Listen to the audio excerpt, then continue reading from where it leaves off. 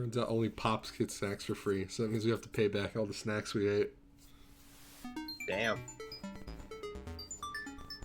Oh shit, it's instantly in like full screen mode. Okay, that's cool. Nice. Hello everybody, welcome back to Let's Read Katawa Shoujo.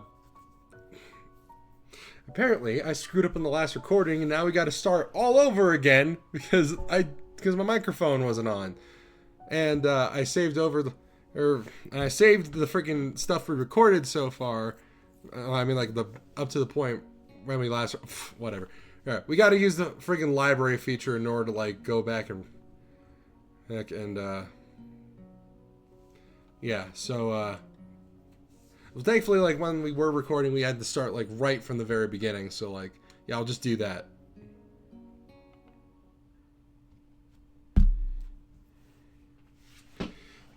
It's already 8:30, but this morning's class has not yet begun. We were supposed to have physics, but the teacher is nowhere to be seen. Had I known this beforehand, I would have slept in too. Suddenly the classroom door slams open, and Mutou grunts his morning greeting to us from the doorway. Good morning, everyone. Mutou looks like he's not slept at all. The stubble, his messier than normal hair, and the stained dress shirt create a less than favorable impression. Guess he had a fun last night at the festival too. Boy got drunk. Mm-hmm.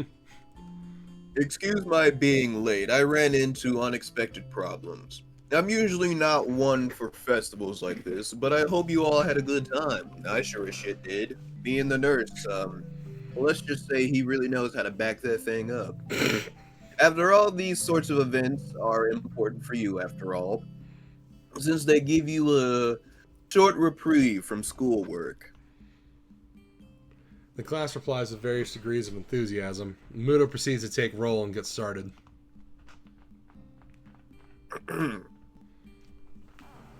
Right then.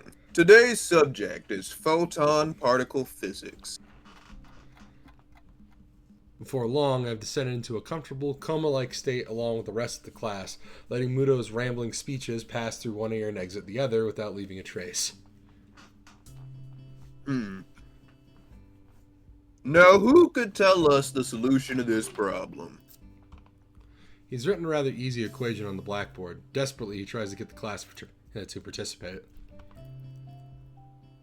Nobody? Come on, guys. Nakai, how about you, even though you didn't put your fucking hand up? Unfairly singled out and cornered, I give him an answer. It causes his shaggy features to twist into a genial smile that would scare little children senseless.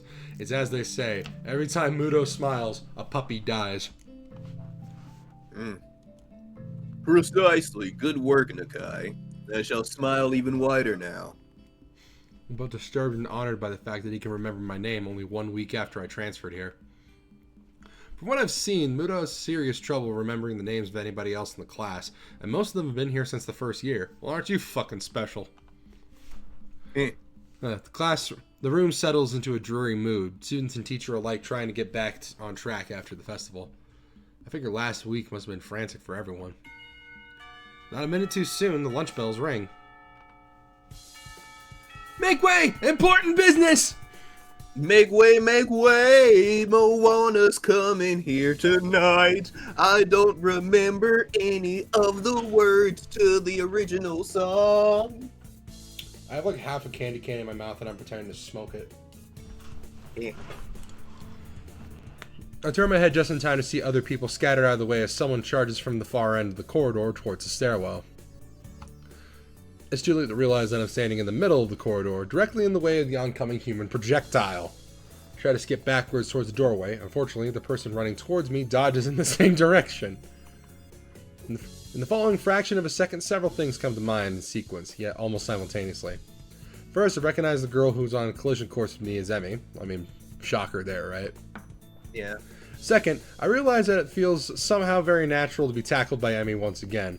I can almost feel comfortable if not for the reflected panic and terror. Third, Emmy seems to be carrying a foot-tall stack of papers while running in the hallway. She crashes into me, but at least the impact was a grazing one on my arm this time. Oh, so no risk of death, thank God. Owie, why does this always happen to me? Gee, I wonder. Could it possibly have anything to do with you running through the corridor like you were on fire? She whimpers regretfully, looking like a hurt puppy. The sight makes me regret my snappish comment the very instant it emerges from my lips. Well, maybe it's not the fact that you're running. Maybe it's also the guy in the background screaming, "I am a surgeon!" You really want me to pull that comparison picture up, do you? You could put it on screen. He looks exactly like him. Oh my fucking god. Editing Thomas, do your thing. I can... Oh. But I was in a hurry. I can tell. Sorry. Don't worry about it. Emmy wails weakly one last time and rubs her forehead as if to expel the ache while her gaze sweeps over the hallway floor. As she notices her neat stack of papers spread all over the floor in one big mess, she lets out a horrified yelp. Ah! The printouts! Oh, no, no, no. No, what am I going to do? The teacher will give me hell if they get dirty.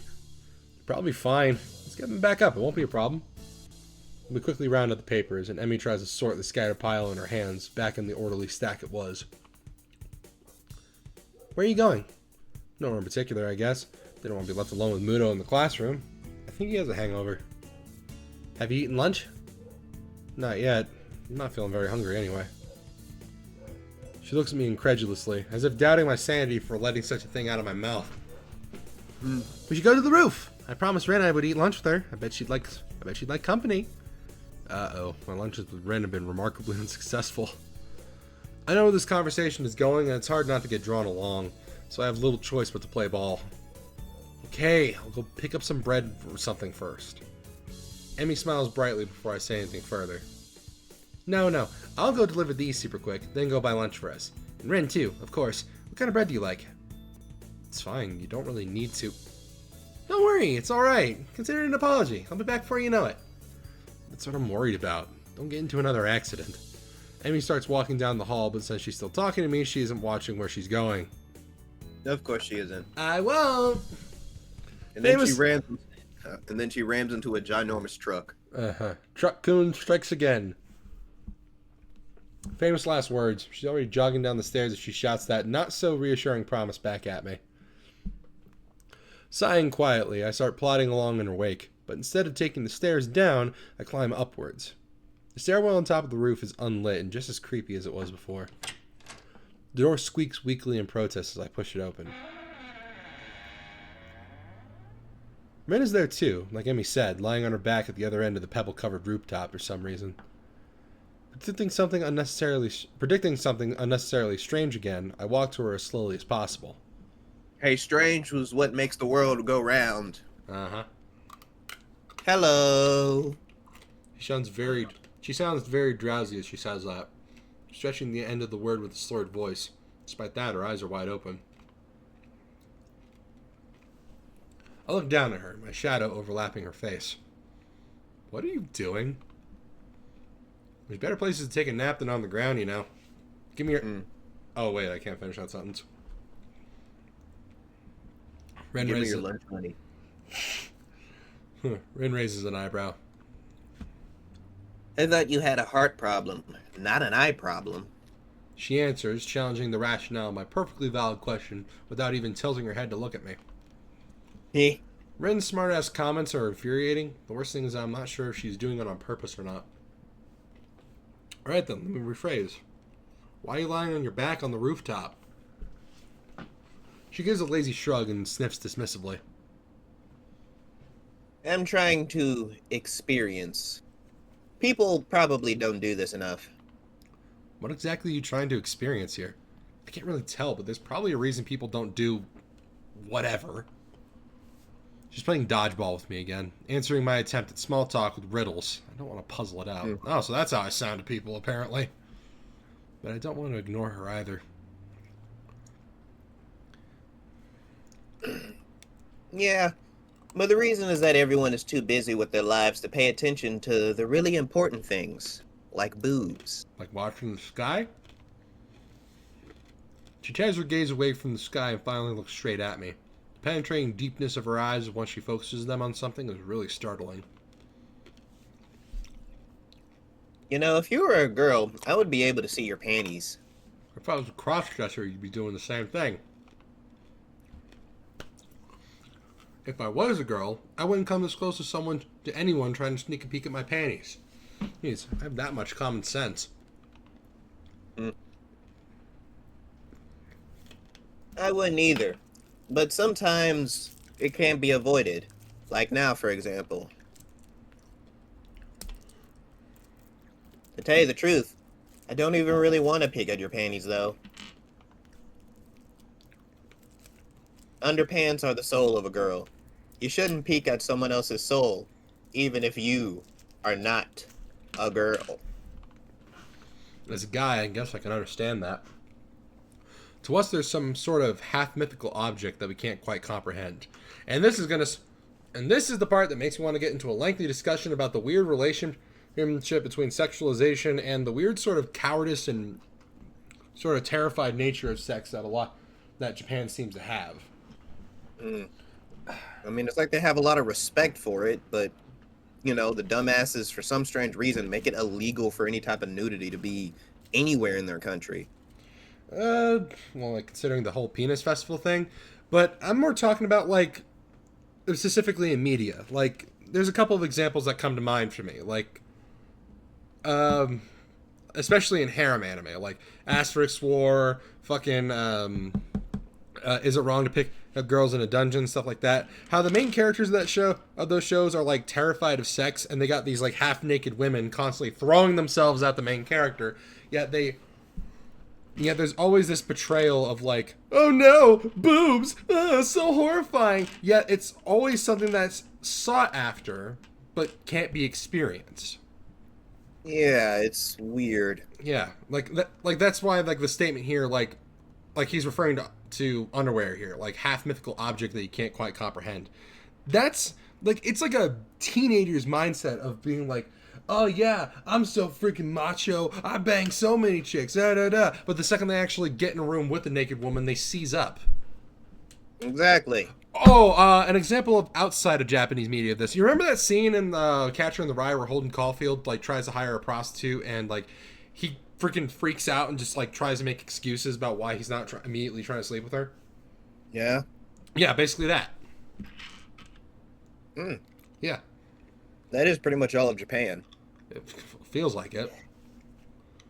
Well, glad to know that it's not just an anime cliche, but it is a thing that teenage boys end up having to go through, which, yep, when people stop being terrified of sex, we're going to be a lot happier. Yep. Uh-huh. Yeah, that's exactly how I think about them, too. What a coincidence. It really is. So did you have world history in the morning class? I skipped class. To do this? Well, Well, I'm not actually doing what it looks like I'm doing. Or at least I think that what I am doing, it doesn't look like what I look like. But from your perspective. Probably.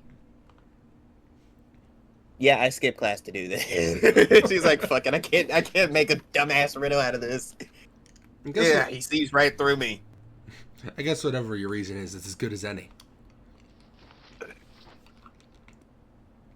Giving in to the tired feeling on my legs, I sat down on the roof next to Ren.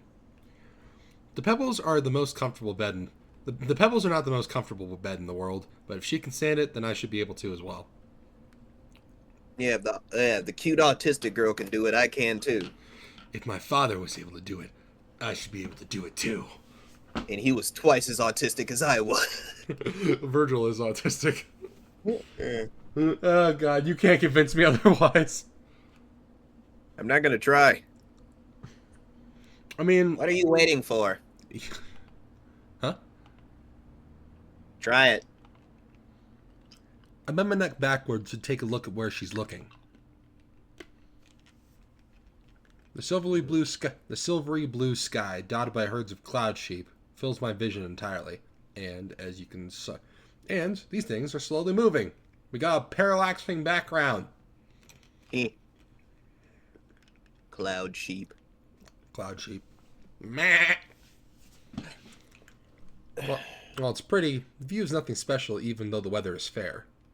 I give a shrug, trying my best to imitate the nonchalant manner which Rin seems to have evolved to perfection, and lie down on my back. I think this is the first time in this game that we've actually gotten a proper cloud shot, by the way. Yeah, and that's like kind of a staple of a lot of older visual novels. Like that fucking Chobits knockoff Hatsune Miku one. Like, you stare at the cloud like 3 times in the opening monologue alone. Yeah, just nothing but clouds. Just big old sheep. Yeah. But like, I remember when I first watched Noble's Let's Read of that thing, and like he made a comparison to Hisao with the main character of "To You the Future I Give Every Song" is what it's called. If I can get my hands on that somewhere, I'd record it. But like, like English patches are apparently impossible to find. It's on a Japanese visual novels website, so I can buy it. I'll just see if there's somebody on like r/visual novels and like see if anybody's got like an English translation of this thing. Alright. The stones poke at my back through my thin shirt whenever I shift my weight even a little, force me to keep as still as possible. I try to ignore the discomfort and myself, instead concentrating on the vastness over us. Far above, the summer clouds drift silently across the dome of the sky.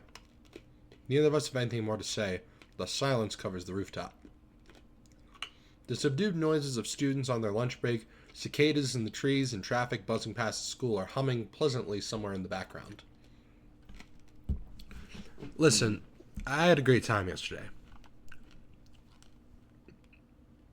Did you? Well, to be honest, no. But it was alright. It's probably the longest time I've ever sat in one place without doing anything, which is kind of impressive. I try to make it sound as convincing as possible. Is that impressive? I think it is. I'm usually too restless to do anything like that.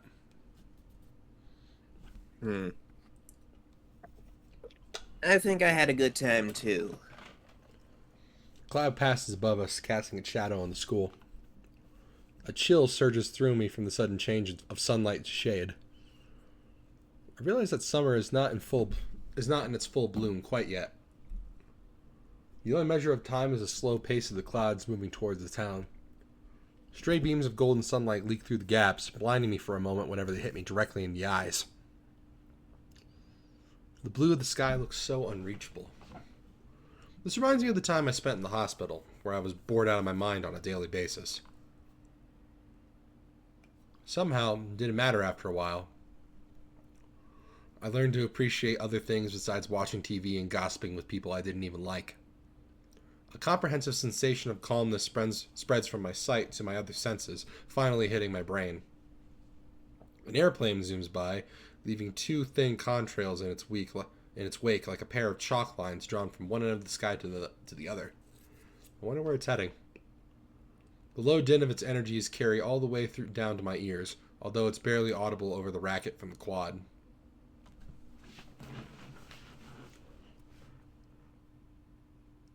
It's nice. It's nice, but I don't understand why this is more important than going to class. Isn't it good to do something you like? Every once in a while. Of course, but what are you doing? Emmy snuck up on us without either noticing, and is the only a step away from me, holding several packages wrapped in plastic film in her arms. She leans forward and peeks over me, overshadowing my face in almost exactly the same way I overshadowed Rin before. It's then that I realize, with this heavenly background, Emmy is God.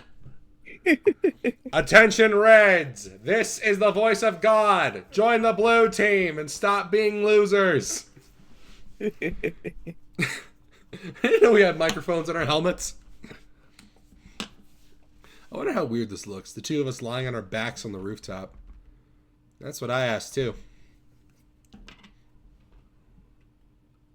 I would be more concerned about what you're doing if I were you. I wouldn't come that close to people who could see your panties. Rin! Emmy's voice is scandalized, but she quickly takes a step backwards, pressing her hands and against the front of her skirt so abruptly that the parcels of bread she was carrying fall. I quickly avert my eyes and glance angrily at Rin. She pretends not to see me. Hisao isn't like that, right? Right. Emi scowls at Rin and crouches down to pick up the packages. She wipes the dust off them and skips lively around me to Rin's other side where she sets herself down. Anyway, here's your bread. Sorry it took a while. That's alright. Thanks for treating me. I pull myself up into a sitting position and gratefully accept the bread Emi's offering. All three of us ravenously dig into a simple meal. The bread is surprisingly decent and readily fills my stomach. I follow from the corner of my eye to the skill with which Rin handles her bread between her feet. I haven't seen you on the track in a few days. Oh, right, I figured it was too heavy a routine for me to start with. So you've been doing something else? I've been considering my options. She frowns and doesn't pursue the issue further, for which I'm thankful. Emi seems pretty headstrong, and I wouldn't really want to get pestered by her about this on a daily basis. I have enough burdens to bear with Shizune and Misha already. Pretty much. We barely finished the lunch before the bells ring, calling us back to our classrooms.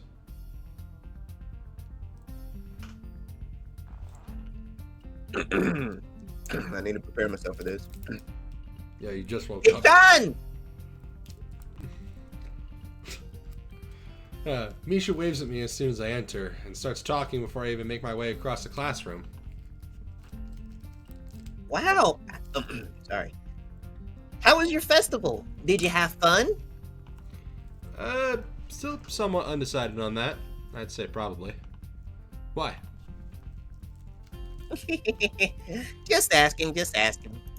Her eyes glint in a way that tell me that she's not just asking. I can't even start to guess her motives, though. A well-timed entrance of the English teacher prevents us from talking further. Misha falls back to plan B. I was there all day with Shichan. We had a lot of fun. Weren't you supposed to be doing work? Don't worry, everything went really well. I don't reply to that, and she leaves me alone after Shizune demands her attention. My own attention. Huh? Sorry, I was saying yes. Pay attention to the lesbian cat. My own attention, on the other hand, is directed at the window. Now that I look at it from here, through the window and the foliage just outside, the sky seems smaller. I catch only glimpses of blue. Everything else is a clutter of noise is right in the middle of my field of vision.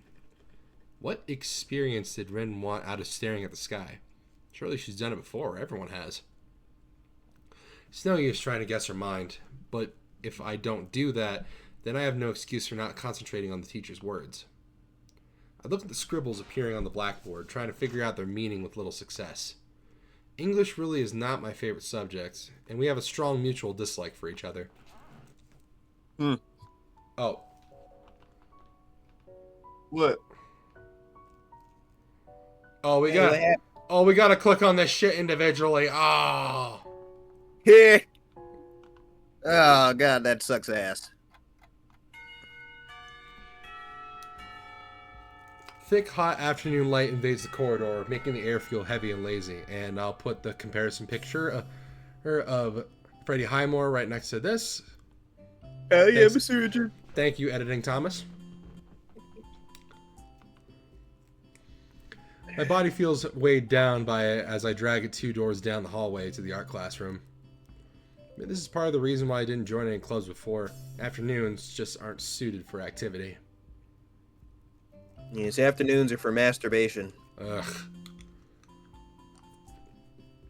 I'll knock on the door of the art room and open it. A girl who was possibly doing something important with a scroll of paper she's carrying turns to reckon me and smiles in a sweet, if a bit confused manner. Hello? This is the art club, right? Give her a funny voice. Give her a funny voice. Yeah, if you interested in joining. Just that voice coming out of that face. This actually, like, can you do an impression of Adewale from Assassin's Creed? I cannot do an impression of that person. No, well, if I do it, then I'm gonna get canned. Mm. Yep. You interested in joining? Actually, can you do a Mr. T voice? Alright, let me see if I can do one. Yeah. Yep. Are you interested in joining? Yeah. In fact, I might have already done so, but we'll see. I give her a weak smile, and she widens a notch. And her own widens a notch, making me feel less nervous. Great. Have a seat then. We'll start when the teacher gets here. Without even scouting the room for a good spot, I'll quickly get to the back of the room and settle myself on a free seat, apart from everyone else. A few of the members are lounging in their seats, waiting for the teacher.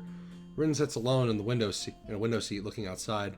She's the only person here that I know, although a guy I've never really gotten along with from my own class is here too. Nobody else just comes to greet me. Maybe introductions are left for later. So I just settle for silent observation as well. One boy has sunglasses on, an odd sight indoors, where we nod at Yamaku. I bet he's the blind student Ren was talking about. The wait proves to be extremely short. Nomiya walks over to stand behind his desk in 3 long strides, then gives a smile and a flamboyant greeting. Good afternoon, everyone. First things first. Hisao, there is a new member. Hisao there is a new member. So everyone get along with him, or I will transform you into my robot army, and we will get that blue hedgehog yet. He winks at me unsettlingly. All 8 members of the club, including myself, answer his greeting with considerably less enthusiasm. Still, people finally straighten up in their seats and begin to pay attention. I think some of you still have projects to work on, so please continue with those if you like. As for the rest, I was thinking that today we could do some rough studies. How does that sound? Nobody answered except with some unintelligible murmurs, which Nomiya apparently interprets as unanimous approval. Alright then. Everyone not working on other projects, choose a partner and draw a sketch of one another.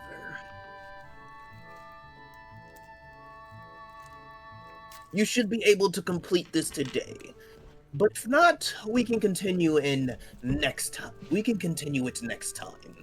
Or even do it again if you find it interesting. Remember to pay attention to lighting and shadow, and give it your best. Pairing up. I feel pretty awkward about it, hardly knowing anyone in here. Wish someone would ask me to be their partner. People stand up and move their chairs closer together, but nobody comes to me. Pretty soon, everyone else has paired off. Friends team up with each other, but I'm left alone. Well, there is Ren. She's sitting in the furthest corner of the classroom, still staring out the window and seemingly uninterested in taking part in the exercise. Since she's the only other one without a partner, I walk to her seat. I can't see her face because her hair is covering most of it, and she's looking away from me. Ren? I call out to her, no response. Hey, want to partner up? You're the only one I know here. She seems to finally acknowledge my presence, head turning like a robot as she looks to see who's addressing her. Ren doesn't answer, and I don't want to repeat the question either. I'm sure she heard it the first time. Why doesn't she say anything? Can't be such an awful fate to be paired up with me, is it? She doesn't look at my face, and instead stares directly at my chest and stomach. You got big boobs, Hisao. Oh, okay, why not? Oh! What the fuck was that? That was my Switch controller that I play Skyrim and Hyperdimension Neptunia with. I'm getting unplugged. Just be glad that it's like the default sound and not the sound I had before. Jesus Christ, the sound you had before must have been terrifying. Yeah, it was Angel Dust saying, "Harder, Daddy."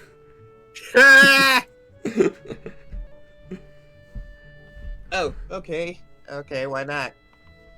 Okay, good. Great. I got the stuff for us.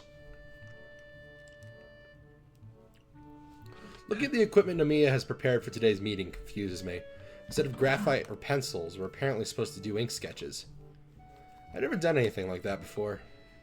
The teacher, however, seems confident in my abilities to adapt to this medium.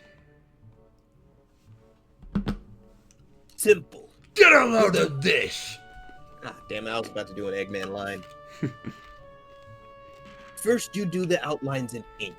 You let them dry, and then shade with the diluted ink. It's called India ink. It works like watercolors. It's so simple, you'll be able to... Damn it. It's so simple that when your picture comes out looking fantastic, you won't believe it. You won't believe this! Yeah. Hua! Hua! If you're uncomfortable with it, use a pen instead of a brush for the outlines. Don't get too excited, boys! Those were the easy ones! Okay, okay. Can you at least try making these lines fit in with what he's saying? I'm sorry. I played Sonic Heroes like a month ago. Like, I still got his fucking boss line stuck in my head. Got it. I pick up paper, water cups, one pen for me, one brush for Ren, and ink for both of us. Then return to Ren. Grabbing a vacated chair from nearby, I seat myself directly opposite to her. Do you want me to do it with my foot or with my mouth? What? What did she say? I mean, one of them's softer. She tilts her head, her brow forming questioning arches, as if she doesn't understand that I didn't understand the question. I don't mind drawing either way. You'll look better if I do it with my foot, though. With your foot, then. It's all the same to you. Nodding in answer, Ren gets up from her seat and kicks off her sandals. In two fluid motions, she picks up the paper sheet and drops it on the floor, then snatches the brush between her toes before sitting on the floor in a weird half cross-legged position. Oh, I'm gonna have to make a cut real quick. Food's ready. I'm gonna go get something to eat. I'll be right back. Alright. Editing Thomas, can you not make a cut? Because I have a very important message to say. Okay. Pills and pills, pills and the pills, every fish has gills. Something in the bigger bills. There we go. Now you can cut. Yeah.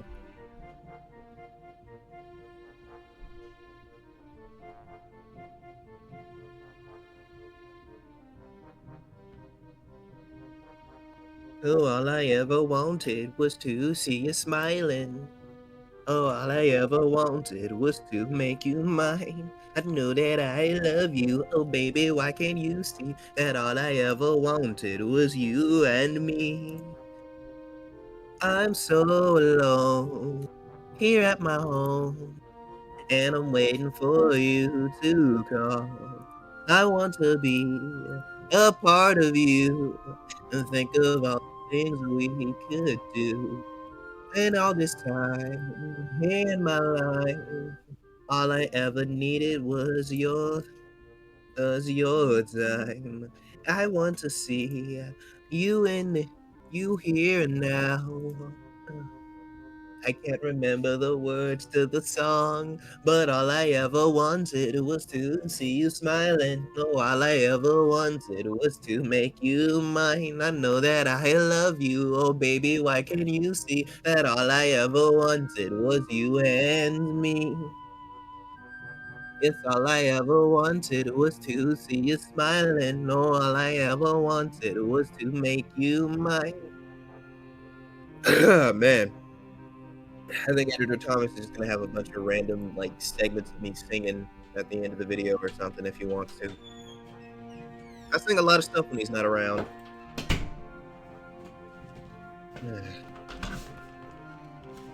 Okay, I'm back. What'd I miss? Nothing, I just sang a random song. I'll have a listen to that. Cause every time we touch, I get a feeling, and every time we kiss, I swear I can fly. So I got barbecue wings, ribs, and mac and cheese. Damn. Yeah, smoked wings, by the way. I mean, if they ain't smoking, I don't want them. It's not really true, though. Not much of a smoker. In two fluid motions, she picks up the paper sheet and drops it to the floor. and then snatches the brush between her toes before sitting on the floor in a weird half cross-legged position. I think I already read that before I had to go. Yeah. Although I've seen her do everything with her feet already, from eating to painting, this display of dexterity is so prodigious that I just stare at her stunned. Rin contemplates her blank paper intently. The sharp tip of her brush hovers over the paper in anticipation. She raises her head to see if I'm ready, and I quickly turn my face away.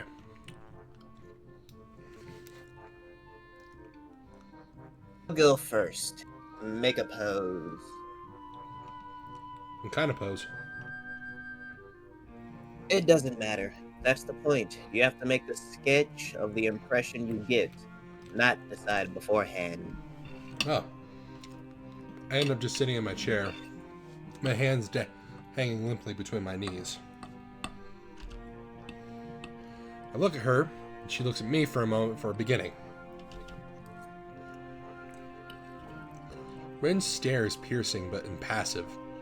It's as if she were trying to absorb a part of me into her own self. I feel like I'm physically shrinking under the pressure of her gaze. I get the feeling for the first time since we met, Rin is actually looking at me instead of in my general direction. She sketches with confident, bold sweeps of the delicate brush, not caring about potentially destructive consequences of an accidentally misplaced stroke. After she's happy with the outlines, she stands up to pose for me, stretching her back and legs. This time, she doesn't look at me. Instead, Rin lets her gaze wander around the room. I'm relieved. It's easier to stare at somebody when you know when they aren't staring back at you. Oh, Kenji has a lot of experience with that, I'm sure. Pretty much. Even so, I find it hard to get the sketch going. I'm not especially artistically talented, so I'm scared my portrait will turn into something disfigured, especially when compared to my partner's skill. Well, if that's the case, Hisao, just say that you're inspired by Picasso. Heh. What fucking cheese did Mom use for this? White American? Un-American cheese? No, white American cheese. Oh, okay. Yeah. I prefer yellow American cheese. Yeah. My granddad used to call that Asian American cheese. I actually really prefer sharp white cheddar for my mac and cheese. I usually mix cream cheese, sharp cheddar, and pepper jack. It sounds pretty good, actually. E. I don't want to embarrass myself too badly on the first try. And Rin is not helping the process either. She doesn't stand still for even 10 seconds, tilting her head from side to side and to judge her drawing, biting at her lower lip, looking unsatisfied, and constantly shuffling around like she was on hot coals. I mean, she's autistic. You can't exactly expect her to stand still. Exactly. Yeah, like, sometimes when I sit for way too long, I have to, like, start shaking my knee, and otherwise it just feels weird. Same here, but my grandma used to get pissed at me for doing that. Oh, great. I finally managed to make some headway on my sketch, and with my outlines done, we both start inking in the shadows and light.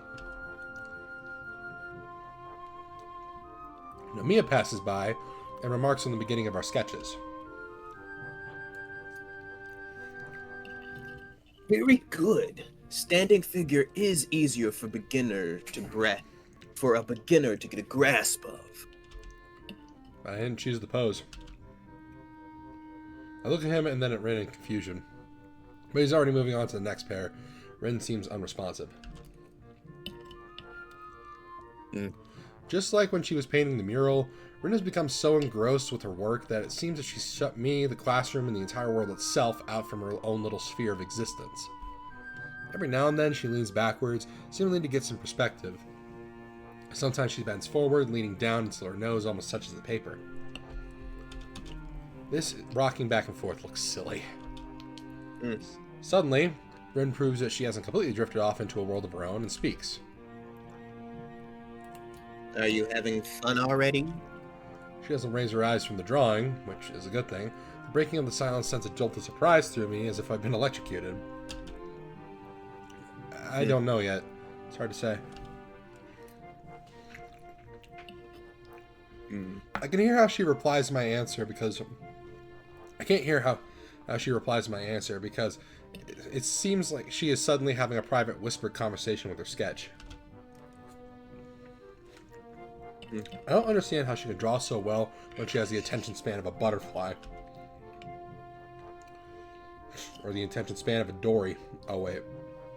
Of a dory. Well, actually, no. The thing is, like, blue tangs are actually...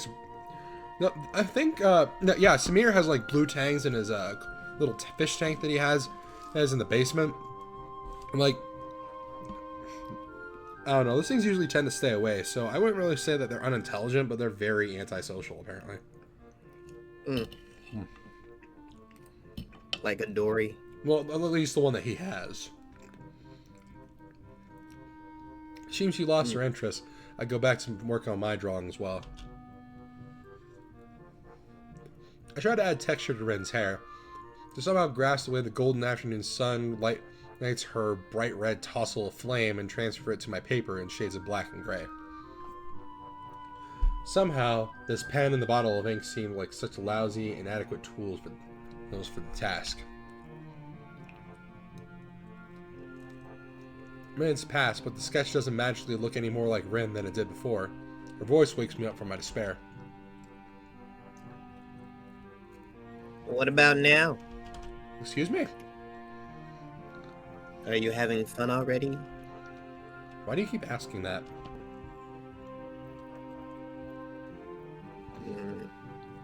Because it's a club, right?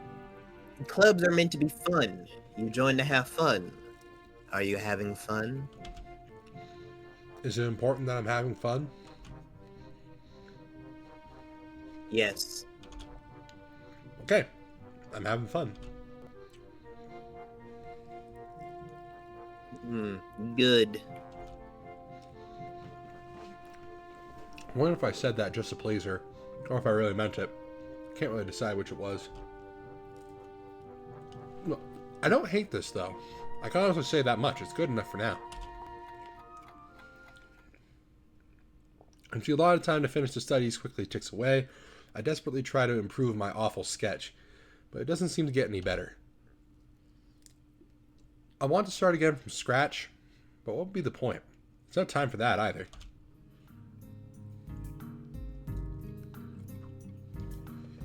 Okay, everyone. That is it for today. Please turn in the drawings on my desk, and I'll see you all next Monday. I'm glad it's my portrait. It doesn't exactly look like Rin. I guess you can say it portrays her, but that might be a bit generous. The nose and jaw look hideous, and the shading is terrible. Granted, it's my first attempt at drawing with ink, but it's still pretty bad.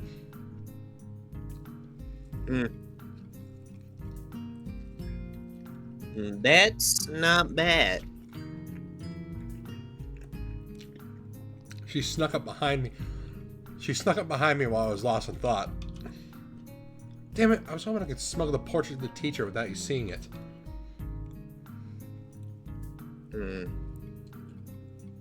Why? I'm not really happy with it. I wish I could draw better.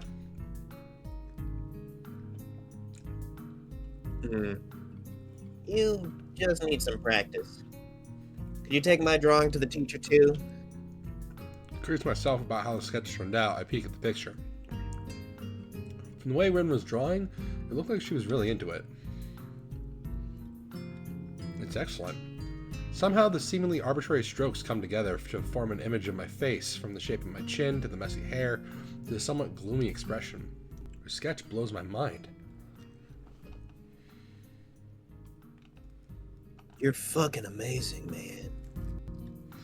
I know. Oh, you're amazing.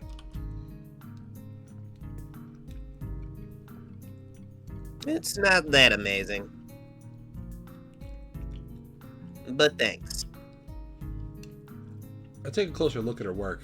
It's still glistening with slowly drying ink. You know, I look kind of grim here. You look kind of grim. You do look kind of grim. I mean, I agree. But it's also true otherwise, too. Like this you, not the you I made. I do? I think so, at least.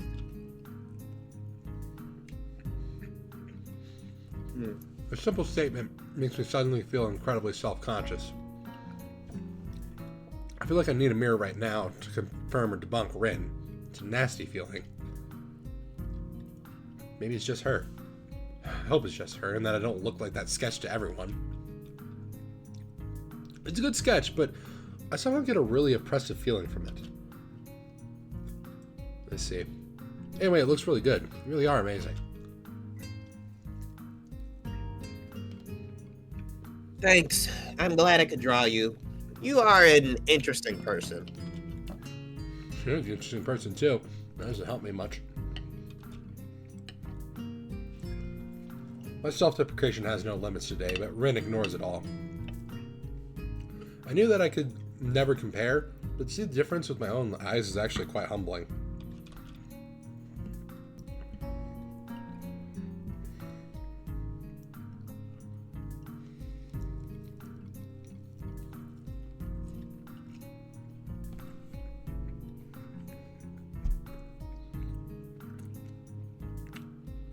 Josh? Ah, crap, my microphone accidentally got turned off. Oh. See, I tried to make you look like you think a lot, since you did a lot of thinking.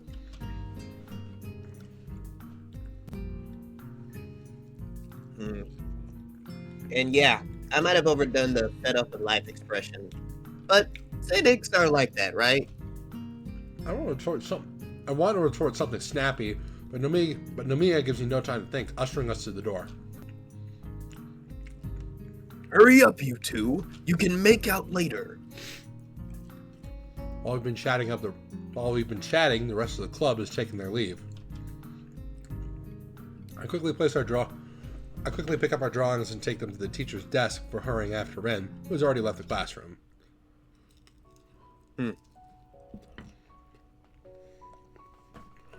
Okay. Let us move on. How many more of these we gotta do? We got way too fucking many. I wish they would just let us continually do them instead of having to like. Well, the description is at the bottom of the page, like, do help. She's not in the hallway, to my surprise. I wonder where she managed to run off to in just a few seconds. It would have been nice to talk more. Well, with the power of the awe and the tism, you can go anywhere you put your mind to. Well, it's not that I have much to say, except maybe to get back at her for calling me a cynic. It's surprisingly late. I've already got used to school ending at the same time every day, so I can feel the extra hours in my head and my gut. My growling stomach reminds me that I'm absolutely ravenous. I'm so hungry that I dared try anything the cafeteria staff has deemed edible. Even when I see today's delicacy, fried mystery lumps, my steely resolve doesn't fade. I stuff the dinner down without tasting it at all, which is probably for the best.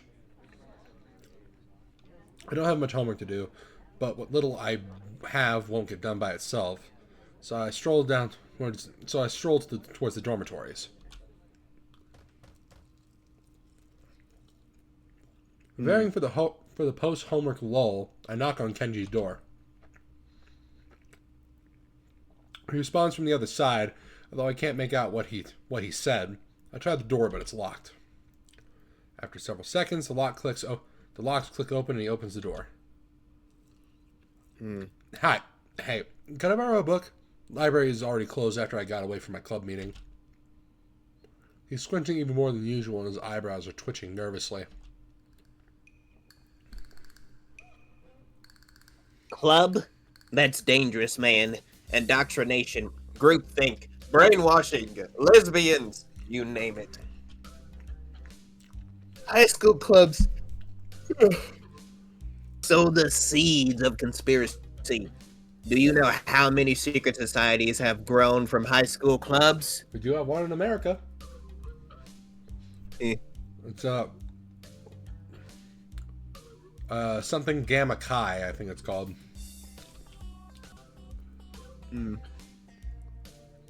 Watch your back and don't get too deep in. You might not come back. Holy shit, I just ate 6 ribs. I just grabbed a bunch. I just grabbed a bunch without even thinking. Holy shit. That happens to me all the time. Just eating a bunch of a specific food without even thinking about it. Okay, Kenji. So, how about that book? Sure. But return them. And don't spoil any of my books. No drinks, no food stains, no bodily fluids. Capiche? Sure, thanks. Instead of letting me in, he retreats from the door, closing it again. After a few seconds, he returns with a stack of 3 thick books and hands them over to me. Opening the topmost one, a familiar emblem stamped on the copyright page greets me. Your books? These are from the school. Your books? These are from the school library. They are mine now. You stole these? What are you talking about, man? I've been liberating these from the oppressive feminist movement that controls the library. You mean your ex? Please say oppressive feminist movement doesn't mean that poor librarian girl Yuuko. She can't even oppress a wet towel. Kenji turns away, mumbling something I can't make out, and closes the door behind him. She wants to press my penis and nuts to get blue balls. Nah, Kenji, you just didn't have any practice, man. Before going to my own room, I entered the bathroom. While washing my hands, my eyes catch my reflection from the mirror above the sink. Despite everything, it's still you.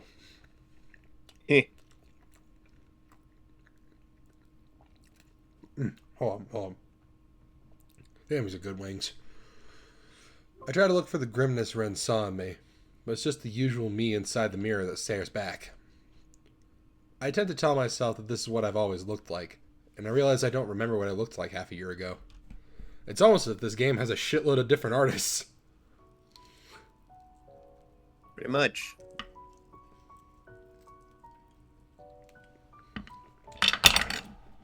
Oh shit. Precisely.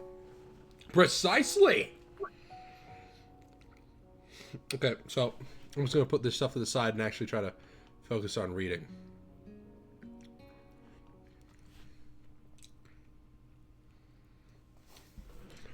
I wake up all sweaty, as if I had to run a half marathon in my sleep. Palms are sweaty, knees weak, arms are heavy. His vomit on, sweated already. Mom's spaghetti. I don't recall sleeping that badly. It sends a little pang of worry through me. I wouldn't want to have my heart acting up all without being able to notice it. Still, apart from this odd exhaustion right after waking up, I'm feeling just fine. My mouth is like sandpaper and I have nothing to drink. So I have to go all the way to the bathroom and take my meds. And on impulse, I decided I need to take a shower while I'm at it. Oh, crap. While I'm in the shower, I make up my mind that this counts as morning exercise, if I properly compensate with a nice half-hour walk after school. Obviously, I wouldn't want to risk possible complications by running now. Besides, Amy will never know, and I think she's given up on me in any case. Walking could be nice, anyway, just to get to know the area. There's a big forest in the hills behind the school, or I could go down to the convenience store.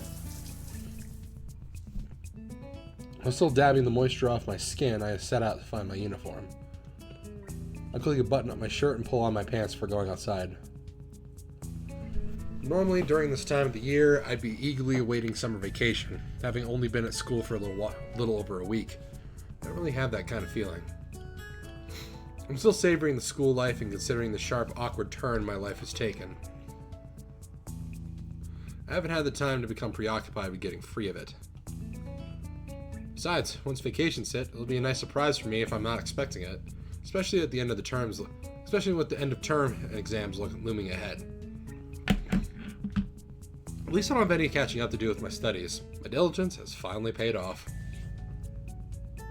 I push myself past the boys gathered in the doorway and flop into my seat. From the corner of my eye, I can see Shizune and Misha pause their unavoidably animated conversation and turn almost simultaneously in my direction. They clearly want something from me. I can tell from the way Shizune smiles. It's too obnoxiously bright to be sincere and too calculated to be spontaneous.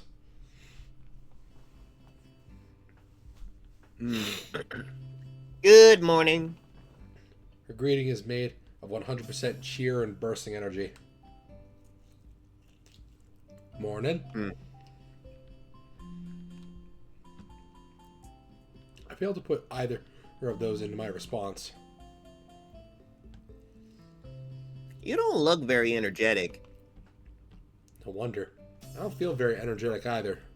I think I didn't sleep well, but I'm not sure. She slaps me on the back and grins. Cheer up a bit. It's a great day.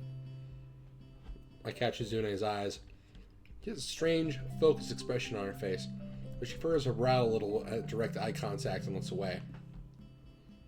For a moment, I think that Shizune has caught a glimpse of my worries, somehow, and is pondering how to respond. Then she quickly straightens her glasses, and with them, her expression. Anyway, we were wondering if you're still interested in that student council position, because we're gonna make an offer that you can't decline. Make him an offer he can't refuse. Some fucking horse head in his bed. Wait, what? I wasn't really interested in the first place. You're putting words in my mouth.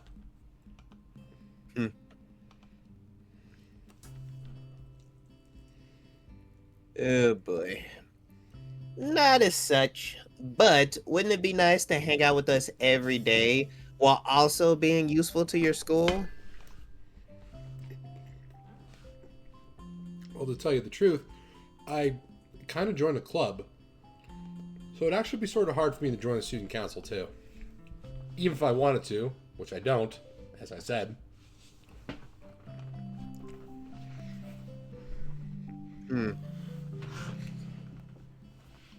Is that so? Which club is it, Hichan? The art club. Shizune's eyes glint in a sinister way as she scowls at me. With the way she looks, I'll be expecting the art club to lose its funding before lunch break, or the art teacher to mysteriously disappear from the face of the earth.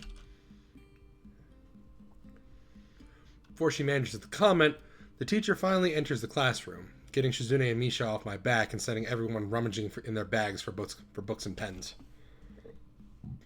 I did join the art club, but the first meeting didn't really boost my confidence. I'm not really sure what I'm doing it for.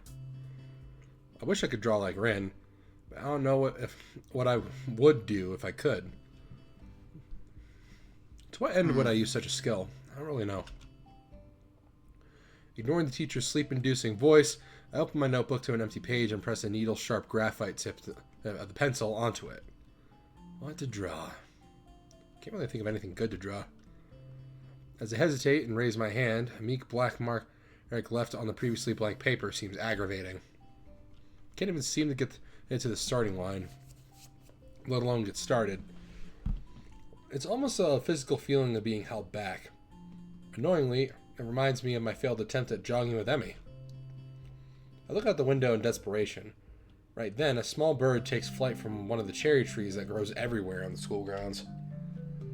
I can't really see it clearly, and it's not like I could tell one tiny bird from another, but I pick it as my subject anyway.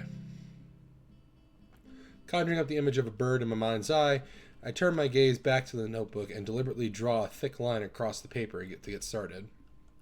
It seems to be mocking me, as I can't follow up right away. Still, to start, getting started is good. I slowly sketch the picture on the notebook page, the image of my brain becoming clearer as the drawing takes shape. It's really nothing, just that nameless nothing bird on paper. It's not important. My hesitation fades into the background along with the teacher's voice as I continue my struggle. The feathers form a simple pattern in my mind, but on paper it's a mess of too many rough lines despite my best efforts. I realize I don't really know what a bird's wing should look like, even if I try to think about it. I put the pencil down and close my eyes for a moment, trying to trace the shape of the wings in my mind. Being this serious about it all of a sudden makes me a little frustrated. You were saying? And then I imagine the bird singing a song. Are you Shut moving to the tree? No. They. What, you don't like Hunger Games? I've gotten real fucking sick of that song. Yeah, it's everywhere on TikTok now because of the most recent movie. Art class in middle school was the easy class in between exhausting subjects like math or Japanese. But there's this other side to art. The one that you see when you don't just fool around. It's almost like a completely different thing.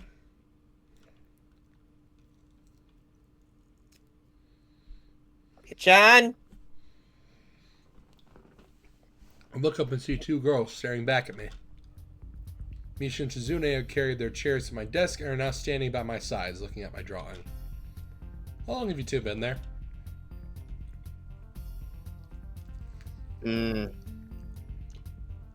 I think you need more practice. Shizune draws a few sharp sighs in the air between herself and Misha.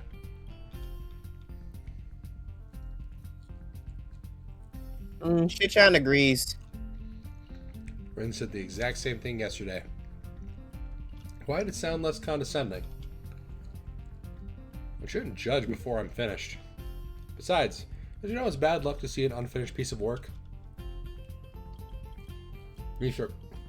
Fuck. Shit. Misha cracked in exuberant laughter.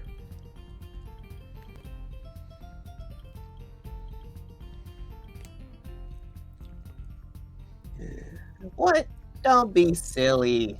There's no way that could be true. Whatever. Shizune's eyebrows furrow dangerously, and the movements of her hands become abrupt, like the slashing of a knife. You should learn to take constructive criticism better. I would if you'd actually offer some. I'm not getting too offensive, and that Shizune is taking advantage of it, but I can't help it. What are you two doing here anyway? Misha wags her finger admonishingly at my nose.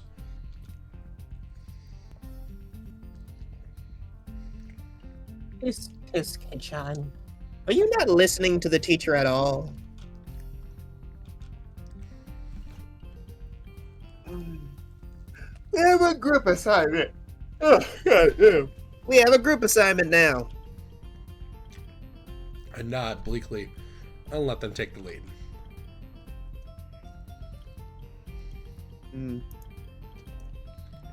So, what do you think of the lesson for today? Not much of anything. I didn't listen to a word of it. Misha slaps her forehead and shakes her head theatrically.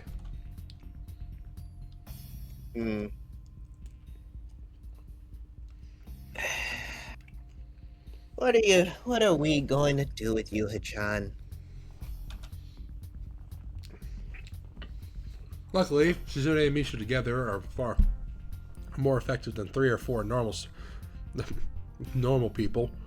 So I can mostly slack on the assignment. I try my best to offer at least some assistance, but I end up being mostly useless. The teacher keeps us in class 5 minutes past the lunch bells, but eventually lets us off the hook. I quickly stuff my books into my bag while Shizune and Misha carry their chairs back to their own seats. The failure of a bird drawing ends up crumpled and stuffed in my pockets as I hurry outside.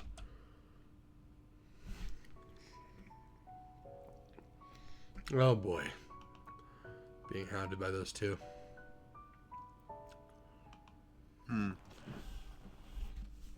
After that morning class, and throughout the week, I keep bumping into Rin.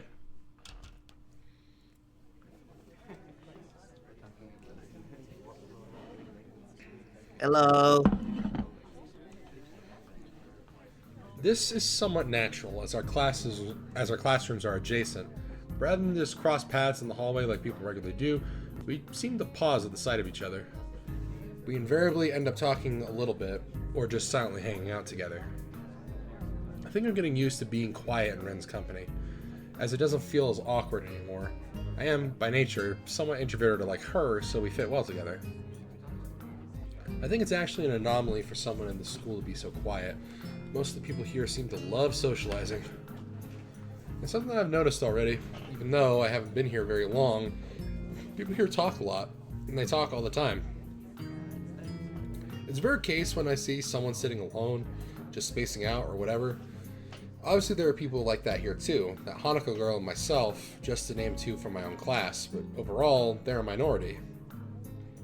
At any rate, I wouldn't exactly call what Ren and I do socializing either. But it's something. Everybody talks too much. It started with a whisper, and that was when I kissed her. Okay, I'm done. It's something at least. These occurrences themselves don't bother me, but the fact that they happen at all does. I'd honestly say that we were drawn together by something, but we certainly act as if... I'd hesitate to say we were drawn together by something, but we certainly act as if we were. However, this sense of a budding friendship is completely wrecked every time Ren opens her mouth.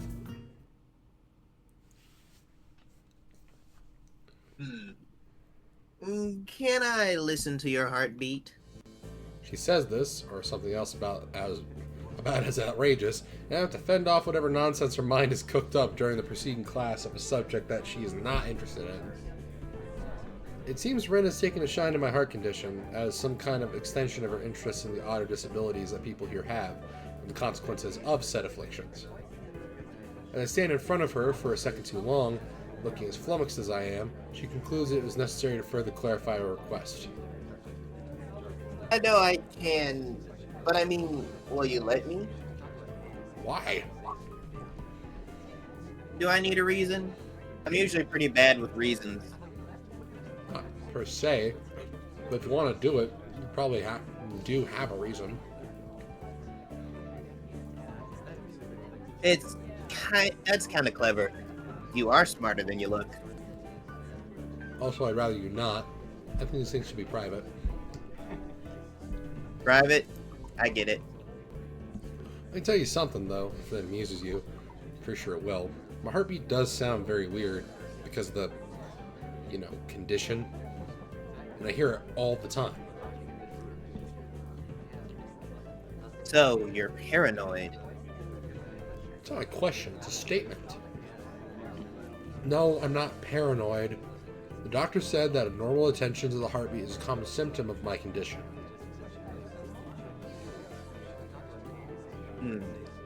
So for you, it's normal to be paranoid. That's not a question either. One could also say that me being like this in the first place isn't normal either, but what the heck. Paranoia should be fine. I don't think it's something that actually can fit anyone or anywhere. I ate an orange today for breakfast. How was it? I'm vaguely proud of myself, managing to keep up with Ren's sudden change of topic. Excellent. I don't remember when I ate an orange. I remember when I last ate an orange because it's annoying to peel one. Oh yeah, because you got no hands. I feel like a lot of food that I love would be incredibly, and I mean incredibly annoying to try and eat. Specifically, if I didn't have hands. Like, I probably wouldn't love chili dogs and smoked sausage as much as I do if I didn't have hands. I probably hate those foods. Or any food you eat with chopsticks. Or any food you eat with chopsticks. Or food with a lot of sauce on them. I don't eat shit with chopsticks. I refuse to learn how to use chopsticks out of spite. Fuck chopsticks. They called my mama fat. And I mean, she is, but that's only for me to say. Anyway, it's on the list of things I want to learn properly. How come you ain't one then? Amy had some, so she peeled one for me. Good for you. Ren stretches her back and yawns and says nothing further. She throws me a glance from the corner of her eye while she watches people pass by. I couldn't say why. I realize, though, that this is the first time I've talked naturally about my condition with anyone, in a way. A group of boys walk past us to Ren's classroom, but she doesn't pay them any mind. I pay none to her either. My mind wanders off, spurned by the silence. Maybe I should have let her listen to my heart. It's not like it matters. Nothing really matters that much at the end of the day. I start feeling depressed for no reason again. It's like a tidal wave out of nowhere rolling over my consciousness, submerging me underwater. I feel a sigh coming out of my mouth and turn away from Ren, pretending to read a poster on the wall. It's an advertisement for the school festival, promoting an event from almost a week past. The difference between me and Ren is that I'll more likely than not be dead before turning 30. Well, she can't eat oranges without help. I can't decide which one was worse off. Maybe you shouldn't try and compare your conditions to each other in the first fucking place. I try to grasp the passing of time, but it seems hard. I'm still used to the rhythm of the hospital, where trivialities such as the day of the week or time of day didn't really matter. Everything was the same, no matter what. Rediscovering the significance of time is an oddly disorienting experience, and I find myself enjoying the fact that I can categorize events in this fashion. The relevancy of a ticking clock is surprisingly delightful, so I decided to start wearing an analog wristwatch, something I didn't have to use before. Something I didn't used to do before. When I finally ask Ren on Thursday about something that's been bothering me for the entire week, it's already lunchtime. The time is somewhere between 11:06 and 11:07, as my watch doesn't have a hand to show seconds. It's the old-fashioned kind with the black leather strap and titanium casing. It doesn't look too flashy, but a wristwatch doesn't need to. Hey. Remember that sketch you made of me? How you said I looked grim and gloomy or something? I'd like to know what you meant by that. She gives me a weird look and tilts her head a few degrees to the left, but doesn't say anything for a while. Well, you see, we've known each other for 2 weeks, and I haven't seen you smile even once. You're like Shadow the Hedgehog after he lost Maria, but before he got the amnesia. Her striking observation gives me pause. Have I stopped smiling? I have to take what she says as truth. She has no reason to lie. Something about the way she puts it annoys me. I frown at Ren, and then try to correct my expression to look less depressed. I haven't been in the cheeriest moods for the past few months or so. This is true. Does it show so much that someone like Ren can tell after so little contact with me? Should I try to smile more at Ren? Maybe she could appreciate it, having such a neutral face herself almost all the time. Have I really stopped smiling? I see. Should I smile more? I don't mind either way. Be as you are. You can't help being Hisao anyway. But it bothers you. I just noticed it, that's all. Emmy skips along the hallway. Her jumps to a sharp stop when she reaches us and lightly pats Ren's shoulder. Ready for lunch? Depends on what lunch is today. Remember that stew from March? Never again that. Let's go anyway. I'm starving. As they're about to depart, Emmy turns from her friend to me, seemingly as an afterthought, and smiles charmingly. By the way, Hisao? Her tone is way too sweet and soft to be sincere, I can sense the trap about to be sprung on me by this miniature health devil. I know she's about to say. I know she's about to say even before she continues, because I've been trying to avoid her all week. I still haven't seen you at the track this entire week. Maybe I've been there when you haven't. That's impossible. I'm there all the time. You sleep and go to class. I do those at the same time as you do. Yeah, I know. I just haven't been able to pick myself up. Don't rat me out to the nurse, okay? Running just isn't my thing, and I haven't come up with a good alternative. Why don't you come to the track meet this weekend? Maybe you'll get inspired. Track meet? Yeah, people from other schools come here for some friendly track and field action. It's on Sunday afternoon. Can't think of any reason not to go. Sure, I'll come and cheer for you. Guess you'll be running. Of course. You'll get to see me beat them all. Bye now. If I don't get something to eat, I'll die. See you later. Bye, Ren. Then I promise I'll smile next time. I call after her as a bit of an afterthought. Afterward, I feel embarrassed about it and wonder why I said anything at all. That night, when I'm doubly certain that Kenji won't be barging into the bathroom, I look in the mirror and smile at my reflection. The me in the mirror smiling at me in the bathroom looks awfully fake. It's like that movie Joker. Oh, God. I'm like the Joker from the movie Joker.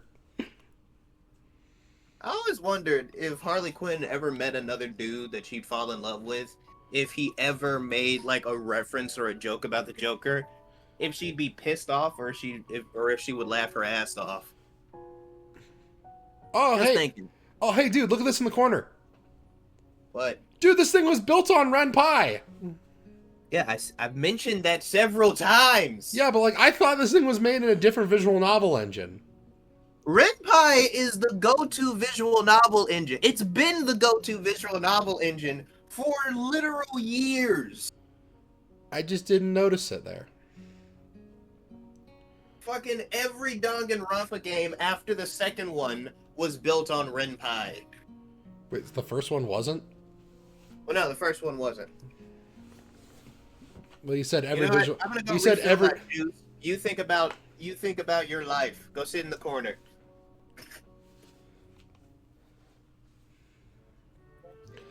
Having exhausted the books Kenji lent me in just a few nights, I go back to the library, deeming it a safer alternative for getting my reading fix.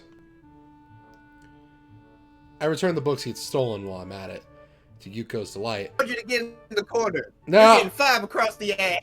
No, you aren't! I don't tell her where I got them, though. Wow, you sure read a lot, don't you? Yeah, I guess I do. I mean, I do. Even I think it's weird. I think I might have a reading problem. Maybe I'm a junkie. No, I didn't mean it that way. It's not weird at all. And being addicted to reading is a lot better than being addicted to something else. Yeah, I know. Porn. It was I smile at her reassuringly and drop the books on the counter so Yuuko can check them out. I feel tired, so I sit down in the vacant chair in front of her desk. While Yuuko goes through the modest pile of reading material I found, I let my gaze wander around the library. At the table, a pair of girls is chattering in hushed tones rather than working on their homework. The short-haired one notices me looking in their direction and waves at me. Then I raise my hand back, they glance at each other and giggle in unison. I'm not sure how I should feel about that, so I decide it's a good thing. The one who waved at me has a horrible case of epilepsy. I saw her having an attack a few days ago. It was one of the most disturbing and scary things I've seen in a very long time. Yep, there she is, happily chirping away about whatever, as if she doesn't have a care in the world. You know, this school really is something else. People with disabilities can live like they're normal fucking people. Yeah, Sal. Yuuko raises her eyes from the books she was going through, slightly startled. She adjusts her glasses and puts on a nervous, confused smile. What do you mean? I don't really know how to explain it. It's just that everyone's so active, or how should I put it? It's not just a festival thing, I think, even though I haven't been here in that long, but it's everything.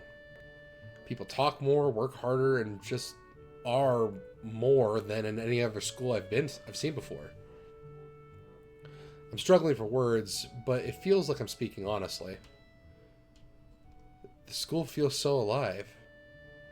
Sure, there were some people like this at my old school too, but not as many. It feels more intense somehow. I think if I had to pin it down to one thing, that the students here really appreciate going to school.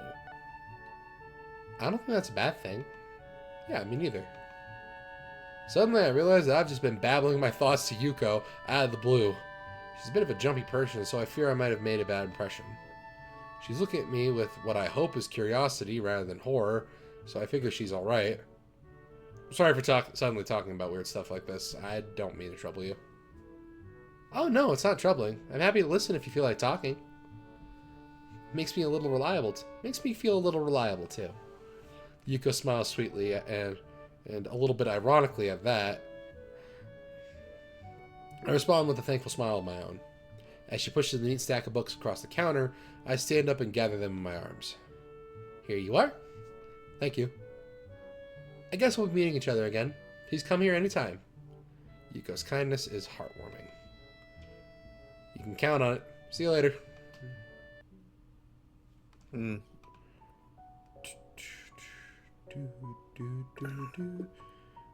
Alright, so we have 5 more things to get through, and then we'll be at the point that we were before. Okay, yeah, that's good. Man, this cranberry juice is good. Cranberry juice. But why does it make your mouth feel... Like, why does cranberry juice make your mouth feel, like, dry and then hydrated? You ever had a Coke before? Yes, I've had a Coke, but I don't mean like that. Like, cranberry juice has a certain taste that... How do I describe it? I guess dry doesn't really work because, you know, it's full of juice, but, like... No, I do know what you mean. Like, it somehow feels like the back of your throat's dry despite the fact that you just drank something wet. Like, I get that same feeling when I drink cola. Oh, well. The morning of the track meet greets me with a brilliant sunshine from a crystal blue sky. While I leisurely stroll towards the track, I decide this is a good sign. Of what, I'm not sure. This event isn't as exciting for me as it seems to be for a large portion of the student body. I'm even less interested in watching sports than I am in participating, but cheering for Emmy is a good cause. I'm not expecting this to be any sort of amazing and spectacular experience, but it can't hurt. I'd probably be spending the time reading while cooped up in my room otherwise. When I approach the bleachers, I spot Rin emerging from the crowd right before she spots me. You came. I know you would come, but you've come. I have. All over my back. Of course. Said I would, wouldn't I? Didn't I? And that doesn't necessarily imply that you had to follow through.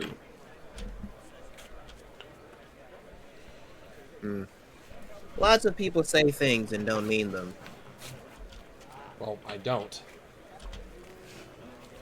Rin shrugs, seemingly bored with our conversation, and turns on her heel and heads back towards the sands.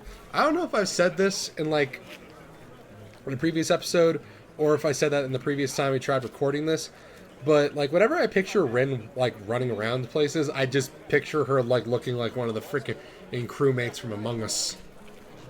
Just like the light bobbing.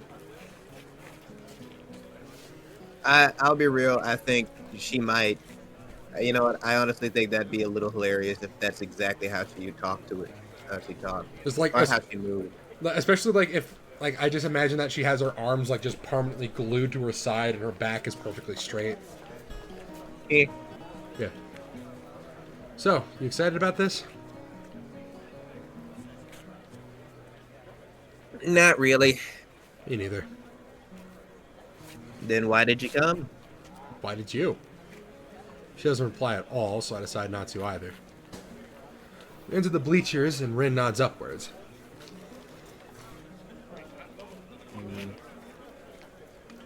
Up there. Rin leads the way, and soon we've settled down on an almost empty bench. We're gonna meet a really nice MILF. There's an older woman sitting next to Rin, someone's mother, I assume. She's got rather long hair done up in a braid.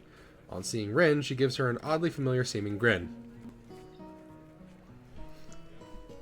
Well, this is surprising. Yeah, this one's on you. I thought you went to get a snack, not a boy. You saying I'm not a snack? I'm a whole ass fucking Thanksgiving meal, woman. Yeah! Huh? This is no good. The woman laughs at Rin and shakes her head, apparently unable to find a comeback for that. I know the feeling. Well, I suppose you've always been one to go out for one thing and bring back another. But I'm being rude. I haven't introduced myself. I am Miko Ibarazaki. I'm sure that if you know this girl, you've at least met my daughter too. Pleased to meet you. Oh, that explains it. She's like a taller, older, more motherly Emmy. Apart from her hair being somewhat darker than her daughter's, there's really no mistaking the resemblance. Sorry, I'm Hisao. Hisao Nakai. Nice to meet you. I'm Ren Tezuka.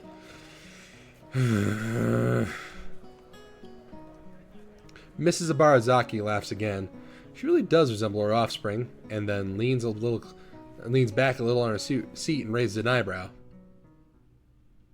So, now that we all know each other, how long have you and Ren been dating? My response consists of silence as my brain suddenly lurches into gear. But just before I can begin to utter a hastily babbled explanation, Emmy's mother bursts into laughter again. You're a blusher, aren't you? I don't know if there's any way to keep my dignity in this situation, so I settle for a mumbled response. But we're not. I know, but it's funny to watch you squirm. I love making boys your age squirm. I'm sorry for giving old woman her amusements. She chuckles again to herself. Old woman? She doesn't look that old to me. I suppose I can let it go? How kind of you. It's starting. I direct my attention to the track, where they're preparing for the first sprint. It looks like the 400-meter dash. I scan the runners before finding Emmy. She's smiling with an almost cocky look on her face. Damn, she thick. The starter raises his pistol. Emmy explodes off the block, disappearing from the starting line in a blur. It's amazing. Even as the other sprinters converge on the lanes closest to the inside line, Emmy surges to the front of the pack. By the time she rounds the final turn, a few other runners have caught up with her. But she puts on a final burst of speed that leaves them at least half a second behind her. Mrs. Ibarazaki whoops and shouts, applauding wildly, and generally looking like any other parent cheering on their child. Emmy bounds off the track, looking pleased with herself. I cheer right along with the rest of them. The announcer, sounding suspiciously like Misha, gleefully gives the results. I find that freaking hilarious that Misha's the announcer. She's like, and the dummy thick blonde girl beats the fuck out of everybody. I think she's gotten faster since the last time. That was incredible. Mrs. Ibarazaki grins proudly. Emmy's a heck of a runner. He falls silent as the next event prepares to start. I'm surprised to see Emmy striding out into the track again. Wait, didn't she just run? Emmy's mother nods. Yes, but she runs multiple events for the team, especially the sprints. Well, considering her little joke about her stilts being kind of like springs, I'm guessing running is probably easy for her now that she's lost her legs, since she has like less muscle to get tired with. Yeah, kind of like handling G-forces is for Team Star Fox since their legs, since they got robot legs. Maybe. Yeah. If anybody who happens to be an amputee is in the comments, like, can you let me know how that feels? Like if you run a while, well, like, how does that work? I'd ask. Yeah, Reddit. and if you get your leg cut off, Thomas, where you think you're gonna feel the pain? Phantom pain. Yeah, but how you gonna feel the pain in your leg if your leg is gone? I don't know what you're referencing, dude. Ah.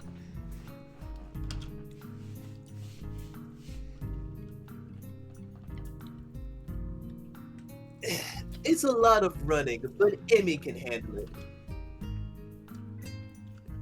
Oh, from the looks of things, she's right. Emi doesn't appear to be tired, as if she hadn't run the previous event at all. Not for the sweat visible on her shirt, you never know. Okay, so which event is this?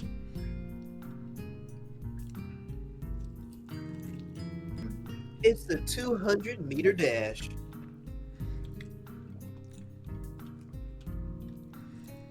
She'll do this. She'll do this one, the 100-meter, and the relay. I see. And Emmy is a jack of all trades when it comes to running. Anything to do with legs. Huh. Once again, the pistol sounds, and once again, Emi flies off the block. A thumping sound draws my attention away from the race. It's Rin's foot. She is completely absorbed in the race.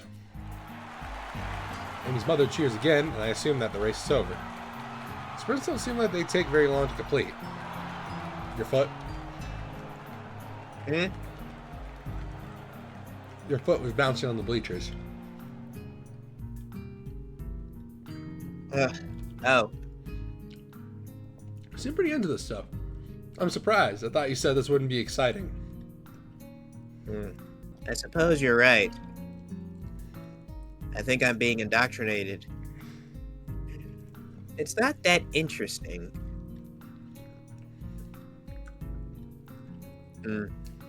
But I'm watching Emmy, not the sport. I don't follow. Emmy's the most Emmy when she runs.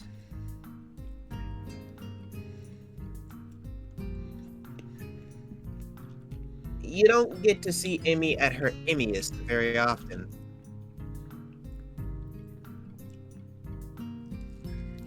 But here you can, see? She directs my attention toward the track again. Oh shit! Where the 100-meter dash is about to start.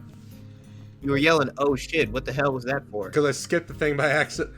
She directs my attention toward the track again, where the 100-meter dash is about to start. Watch Emmy closely. She gets onto one of the starter blocks. Her whole body seems to relax, but it's a false relaxation. I can see that she's actually like a coiled spring. As the starter tells everyone to get set, her head snaps up and her eyes narrow slightly. Speed. Her mouth... Speed. One winner. 4 other losers. I eat losers for breakfast. Brekkie. I could go for some brekkie right now. Wait, no, I am speed. Breakfast. Why would I compare it to breakfast? Actually, yeah, I could go for breakfast right now. No, focus. I am speed. Her mouth curls upwards in what could be a grin or a growl. Then the pistol goes off. It's as if she's been unleashed from a cage. Like she was always moving at this blinding speed, but we couldn't see it happening until the starter's pistol dispelled the illusion of motionlessness. As she crossed the finish line, that fierce look was replaced by her normal grin. The conquering general returning to his form. Amazing. She's really amazing. I've never seen anyone move that fast.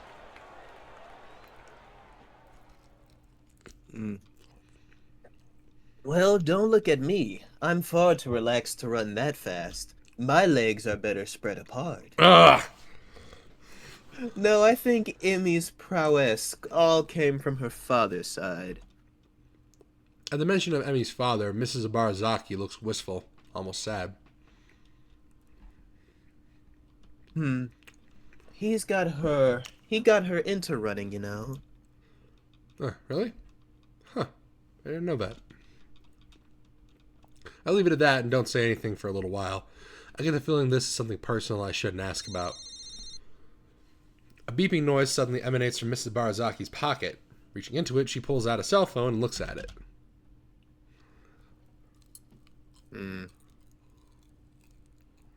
Honestly, text messages? Jeez, what's her deal with text messaging? I mean, hey, there's worse ways to make a booty call. But in all seriousness, like, I will never... What is he, 16? But in all honesty, I will never understand, like... Because this is just a thing that older people have against text messaging. Like, what's wrong with that?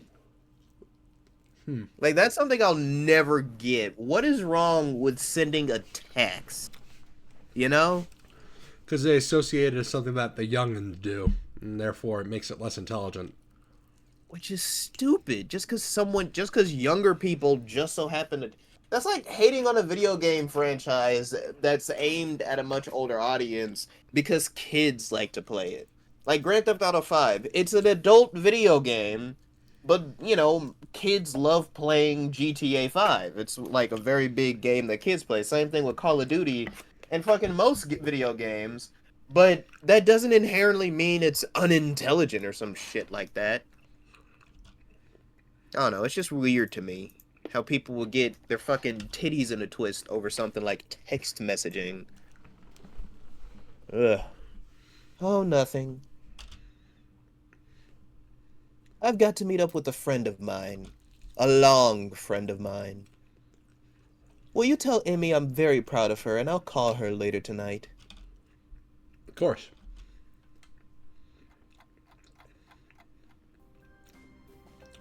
While waiting for the relay to start, I peer at Ren. She seems uninterested in her surroundings, myself included. That remark she made before is still stuck in my head. Emmy's the most Emmy when she runs. It does make sense now that I think about it. After seeing her run now, I can believe that Emmy gives her all on the track. Sports are more than a hobby or even competition. To her, they're a defining aspect of her life. What about Ren then? Does she feel the same way about art? Considering the persistence she displayed before the festival, I could easily believe it. Did I see Ren at her most Ren when she was painting the mural? The relay is about to begin, but I don't see Emmy anywhere. I thought Emmy ran relay.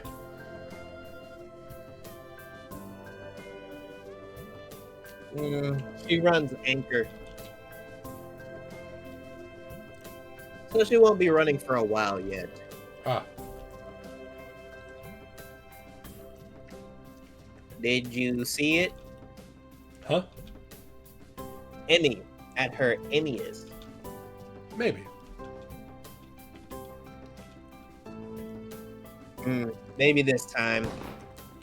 The race begins, and I cheer Emmy's teammates along as they pass the baton. Finally, I see Emmy sprinting onto the track to take the final handoff. Once again, I'm taken aback by how graceful she looks when she runs. It really is beautiful. The look of determination and fearlessness on her face only adds to the picture. Emmy at her Emmyest, I suppose. Emmy flies across the finishing line with a great leap, just barely ahead of the next runners, but still in first.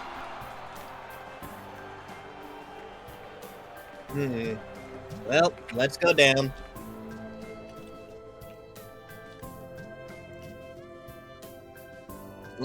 Gotta crown the victor.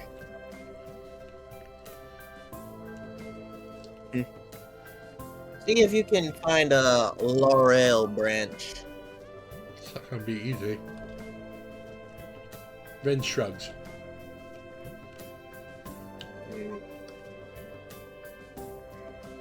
At least we tried. Emmy is surrounded by her teammates, all of them congratulating her on the run. Ren seems to be waiting for Emmy to notice that she's arrived. It doesn't seem her style to draw attention to herself, or to emote beyond shrugging. Being more impatient than Ren, I wave to Emmy in her stead. She looks up and grins happily at us. Hey, you showed up!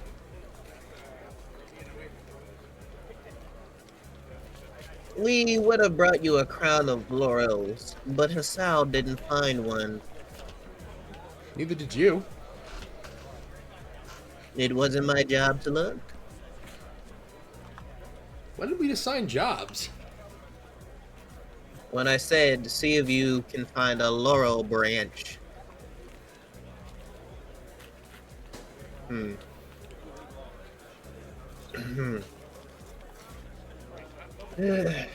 Try to keep up. Bazinga. Bazinga. I shrug. Guess Ren's rubbing off on me. Seems it's my fault after all, Emmy. Amy laughs at Ren and me. It's okay. I'm sure he'll make it up to me somehow. Sure. Good. So, how'd I look? Very impressive. Amy seems pleased with that assessment. I didn't mention how much more impressive her performance is given her lack of legs. I figure she knows that already. Besides, it seems like it would take away from her efforts, somehow. Good to hear. I was worried that I looked a little slow on the relay. I guess I did fine, huh? Emmy giggles, and then seems to remember something. Oh, before I forget, Ren and I are going to do something next Sunday as a post-track meet celebration. You should come along. Normally we do it the day after, but since today is Sunday, I've got homework and class and all that stuff to take care of. Oh, sure, I'd love to. Great, it's a promise then. Oh, right, your mom wanted to say that she's proud of you. She'll call you later tonight. I thought I saw her in the stands. I'm glad she made it. Hey, Emmy, you gonna miss the medal ceremony. Oh yeah, thanks. She turns to Ren and myself. Yeah, you don't have to stick around for this part. It takes forever. Besides, you should get cracking on your homework. You should get cracking on your homework now if you don't want to be up late, Hisao. Emmy skips back to her teammates, leaving me and Ren by ourselves. Neither of us has the slightest interest in the post-competition ceremonies, so we silently get away and back to the quad. Ren yawns without even trying to restrain herself and shuffles her feet around restlessly. I feel awkward, but less so than if I was with someone else. Still, I'm left hanging, not knowing what I should say next. Amy was great, wasn't she? She was great. I am very jealous of her. The only thing I can do with these legs is draw. Like I said, don't you think it's great to be able to really be yourself? Sounds weird coming from Ren. I don't think you, of all people, should have trouble trying to find a way to express yourself. Don't you have your paintings? She turns to look at me. For the first time, I see her eyes on this strange, hollow expression that I think must be unique for her. No, you see, the problem is that I'm not really sure who I am. That's one hell of a way to end it. Okay.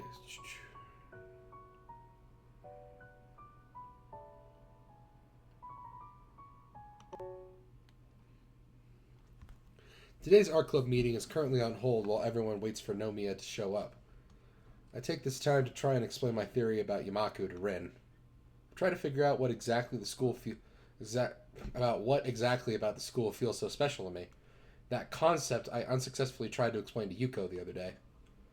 It's still difficult, but the track meet and the time I've spent observing my fellow students has helped my ideas mature a little. Have you noticed that people talk all the time? I can't really explain it, but once again, as I try to explain my observations, I'm struggling for words. The student body is heavily clicked, and I'm only now beginning to make sense of the intricate grouping and popularity networks, and yet the feeling of being part of a group is stronger here than I remember it being in my old schools. I'm trying to say that this school isn't like our other schools, or at least the students aren't, even after discounting the obvious. You know what I mean? I don't know what you mean. Oh, well, whatever then. I want to pursue the issue, but at that point, Nomiya arrives. The teacher is wiping sweat from his forehead with a handkerchief and breathing rather heavily. He quickly glances around the room and then settles down a bit.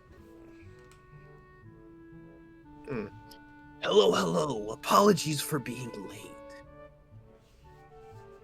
Is everyone present? Good. I must confess, I haven't really planned anything for today, as I have been extremely busy lately. But I'm sure we could come up with something entertaining. Anyone have any suggestions? I was thinking we could have a discussion circle, since we haven't had one in a while. I, at least, have found the last one magnificently enjoyable. There's some murmurs here and there, but nobody raises their voice in support or against Nomiya. We could delve into various movements of art. Or does anyone have a good topic in mind?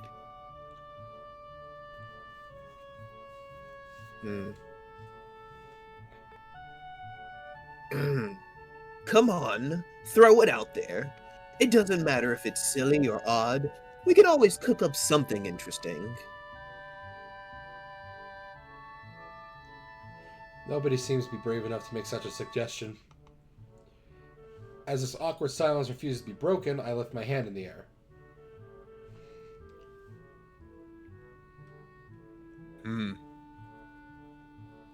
Oh! Our newest friend seems to have something on his mind. Speak up, my boy, speak up. Well, I don't know about anyone else, but I've always wondered why art exists in the first place. My voice trails off. A silence set in the room. Nobody makes a follow-up on my meek suggestion. Then the teacher bursts into laughter. Oh, excellent.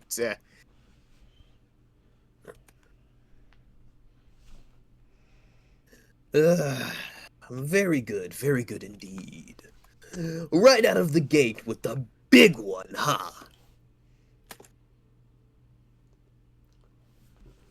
Fabulous.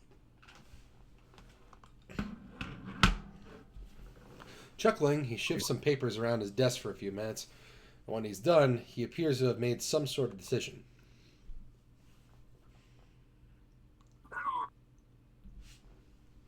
Very well then. Let us run with this and see where it gets us, shall we?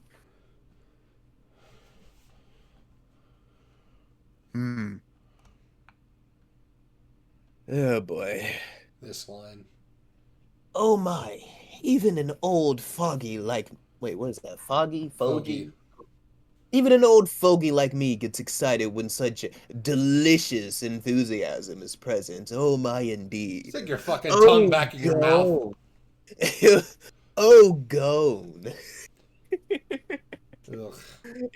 You seen Hunter x Hunter, you know what I'm referencing, right? I know. Yeah. Let me gather my thoughts a moment so I can figure out a good starting point for everyone. For some reason, the teacher seems to be almost literally bursting with excitement. He scribbles a few things down on a loose sheet of paper, then cleans his glasses with a handkerchief. He strikes a pose, then freezes for an overtly dramatic, artistic pause that spans what must be half a minute. It's so quiet I could hear a pin drop.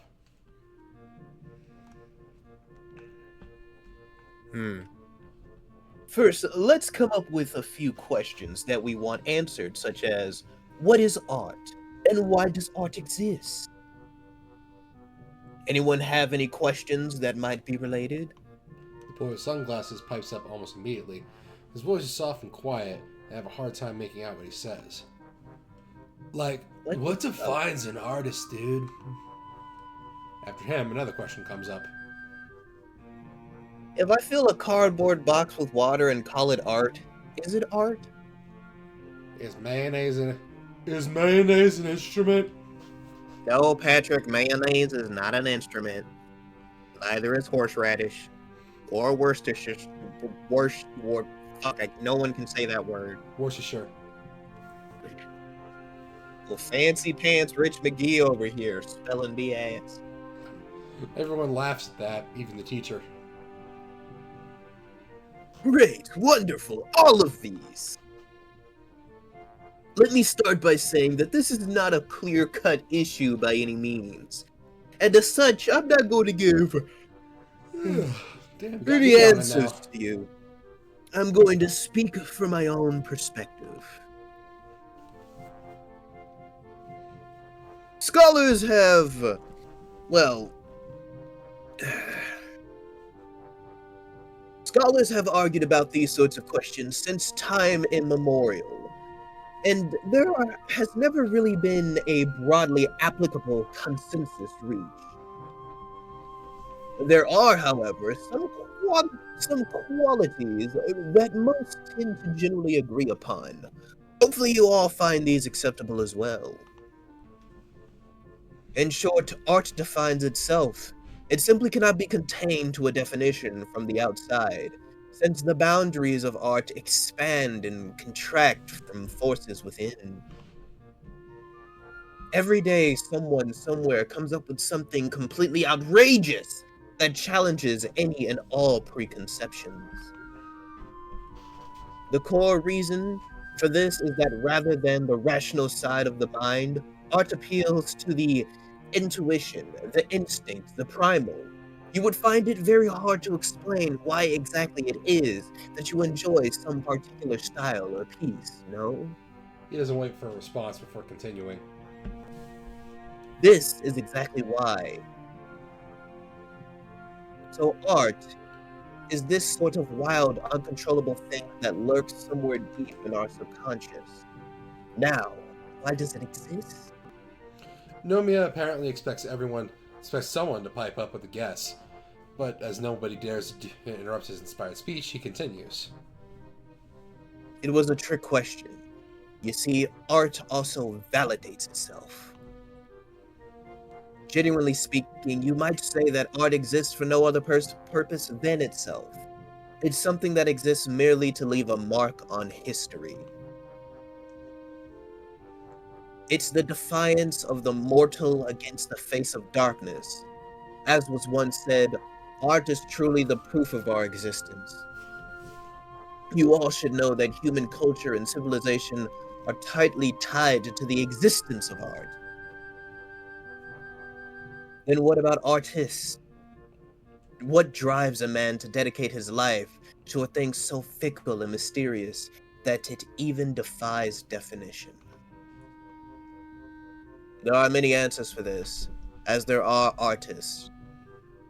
But if I had to put it into words, an artist doesn't make art because he can, but because he must.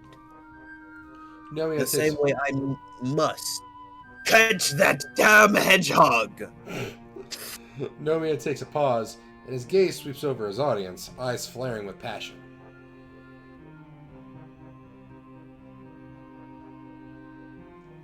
It is obvious that art touches the very soul of each and every human being in one way or another.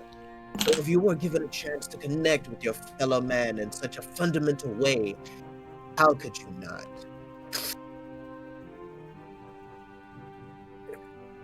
There is a poem, and I'm very much fond of, and I shall recite the most well-known part of it to you now. I feel that for me personally, all possible things, it captures best the essence of what it means to be an artist. Nomiya leans against the desk as he clears his throat in preparation.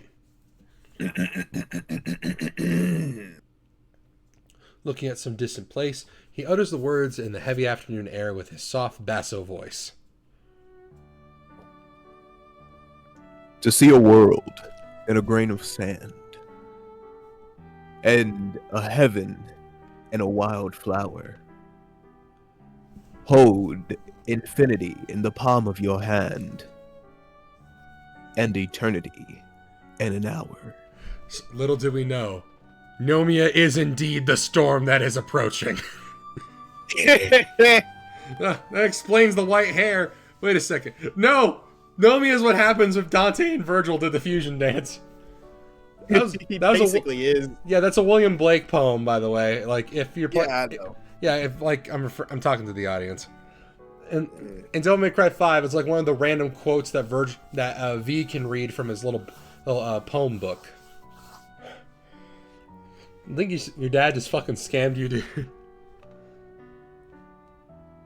There's a solemn and unbelievably awkward silence after he finishes reciting that short fragment. Nobody dares speak a word. Nomiya clears his throat again. To be an artist is to see the world in a grain of sand. You see, dear children, without art, there would not be much to live for in this world. It is a most profound thing. He's clearly touched by this notion. I almost expect to see a lone tear rolling down his rough cheek, but it never comes. I turn to Rin and whisper to her. So, how is this a discussion circle? She shrugs nonchalantly back at me. The previous ones were the same. To his credit, Nomiya does try to get some debate going, but the club seems to be reluctant to comply. I feel a bit guilty about opening my mouth. Maybe we would have been spared from this. As the meeting comes to a close, I realize we haven't once touched any paint or pens today, and I feel somewhat disappointed. Nomiya suddenly appears next to us. He seems to still be fired up from the speech he delivered. His cologne smells musky and saccharine at the same time. Give me an instant headache. Even though I'm not sensitive to perfumes, he's looking at Rin. Even though I'm not sensitive to perfumes, he's looking at Rin like a hungry wolf. No, back off! Back off! Tezuka, do you remember Miss Sayonjin? Sayonji, who visited us at the festival? Also, wouldn't that be Mrs.? Oh, Mrs. Sayonji, who visited us at the festival. Yeah, I had to catch myself on that last time. Remember, if it's got an R in it, it indicates marriage. I think so. I'm going to tell you something amazing. The thing is, she's a very well-known gallerist around here. It turns out I might be able to get her to consider having some of your work put on display next to the picture of Orbot and Cubot I gave her the other day. Yeah, he ends his sentence with a dramatic gesture. It seems he's expecting Rin to show some sort of joyous, shocked reaction at such grand news, but she just stares at him blankly.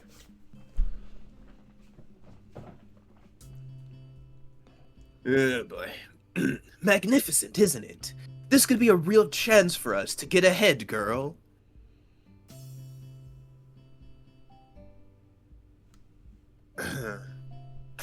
But... Now, I know what you're about to say. Yes, it wouldn't be a simple affair, but I think this is an absolutely fantastic opportunity. Frankly, I wouldn't be surprised at all if we made it big. This could be the first step, and then, when the world is out, we strike while the iron is hot. Right, Nakai? Yeah, it does sound pretty great, if you're into that kind of thing. See? We should definitely not let this one pass, am I right?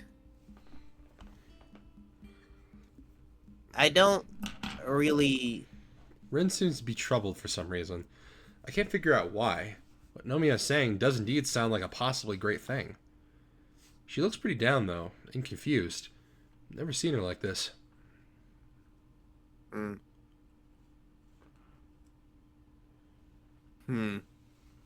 So, what do you think? Rin looks up to her teacher's glowing face and then back down at her desk. I'll think about it. Nomiya is at last taken slightly aback by Rin's lack of superlative delight. Then he smiles widely at her and gently pats her head.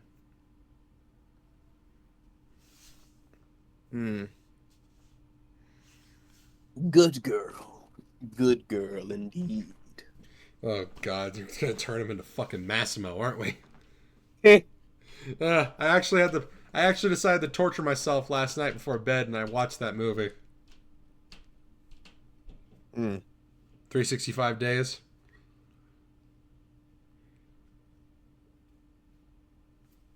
It really is just 50 Shades of Grey's evil twin.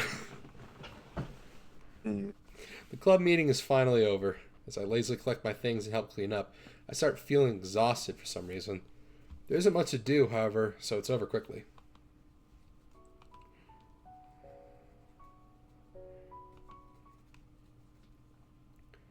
I catch up to Ren, who left the club just a moment earlier. So we're walking down the stairs to the ground floor while trying to go over Nomiya's passionate speech about art, and Ren seems to be lost in thought. Not an unusual state for her, I've learned, but something about her expression makes me feel uneasy. Any for your thoughts? That'd be too cheap. You're just overpricing your thoughts.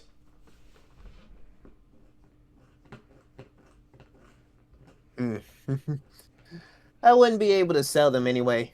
I'm not sure what I'm thinking yet. That'd be fraud too, like stealing candy from a baby. That's theft, not fraud. I have to think about what I think. Is this what the teacher said? Is this about what the teacher said? Getting your work put on display and all that? She doesn't answer, but stops in her tracks as we reach the lobby. We're the only people around, so it's very quiet. Footsteps echo from a few floors up as someone hurries along the hallway.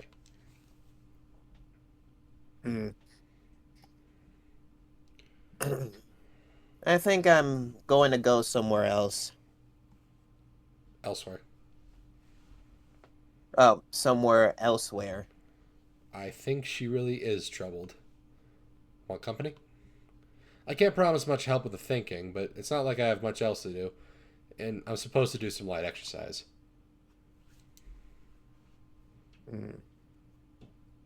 If you like. Rin leads me outside to the wall behind the dormitories. There's a small back gate there, made from the same wrought iron as the main gate. It leads to the shadowy woodland park behind the school. The gate is rusty, as if it hasn't seen much use. However, it sits open, so we pass through. It's not forbidden for students to leave the grounds, but somehow I feel a little uneasy. A path leads deeper into the forest. Tall Zelkova and maple trees rustle in the wind, their canopies creating patches of chill air hanging in the places where the shadows fall. The forest smells strongly of earth. I almost feel cold, even though the midsummer day is as hot as ever. Rin trudges ahead like a sleepwalker, sure-footed but with no apparent destination in mind. Her thoughts seem to be somewhere else. I follow a few steps behind, taking more care to watch where my feet land. The path follows the land uphill at a low angle, sometimes making little detours downhill before climbing back upward. The muted brown and gray trunks line the path on both sides, peppered with ferns and other undergrowth. After a little while, I start getting worried. The path is still wide and clear, so there's no chance of getting lost, but it doesn't look like we have any particular destination. There's nothing wrong with a bit of aimless wandering around, but I don't want to go so far I get too tired to walk back. I'm starting to get a little winded and my legs feel heavy. I want to stop and get a chance to catch my breath and rest my legs, but Rin keeps on going. Where are we going? Are we going anywhere at all? Worry tree. I see. So what exactly is the worry tree? It's just a tree. Like this. She stops in front of a particularly large maple that might or might not be the worry tree. Its lush green leaves sway lightly in the breeze, blowing through the small clearing we entered. I guess as much.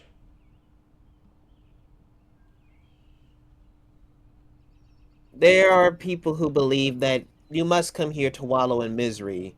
If you are miserable, only by people. I mean me. And the tree isn't really called anything.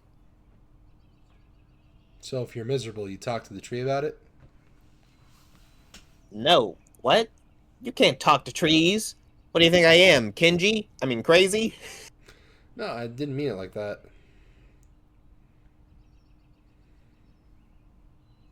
Or maybe you talk to trees.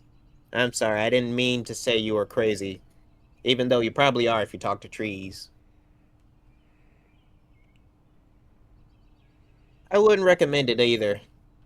I wouldn't recommend it in either case. People will think you're a weird person. No, I just forget it. She looks mildly confused, for which I don't blame her at all. She tilts her head a little to the side, expression melting back into her usual tone. Alright, I'm good at forgetting things. So why are we here? Are you miserable then? I can't read the expression she makes. I hate how bad I am at interpreting Ren's mood. She doesn't answer right away, as if she herself isn't quite certain of her own mood. The blank stare changes to a more difficult expression as she shuffles her weight around. Finally, coming to a conclusion, Rin shrugs her shoulders. I've grown to seriously dislike that gesture. It doesn't mean anything.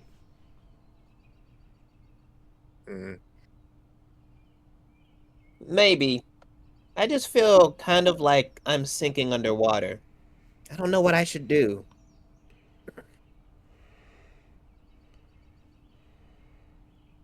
I don't know where I should go. That's all. Maybe it's not a big deal, but I thought walking might help. Kind of like if I go somewhere, I would know where I should go. I don't really know if it did. Same! Fucking same!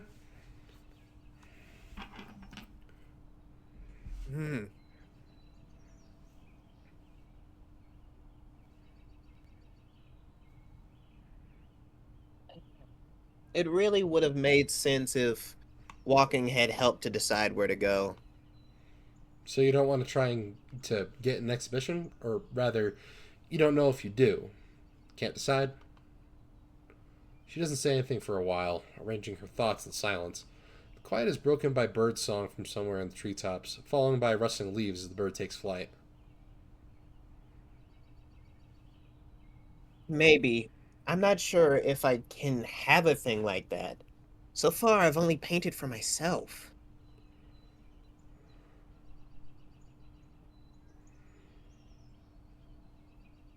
I don't think I could have my things on display the way I am now.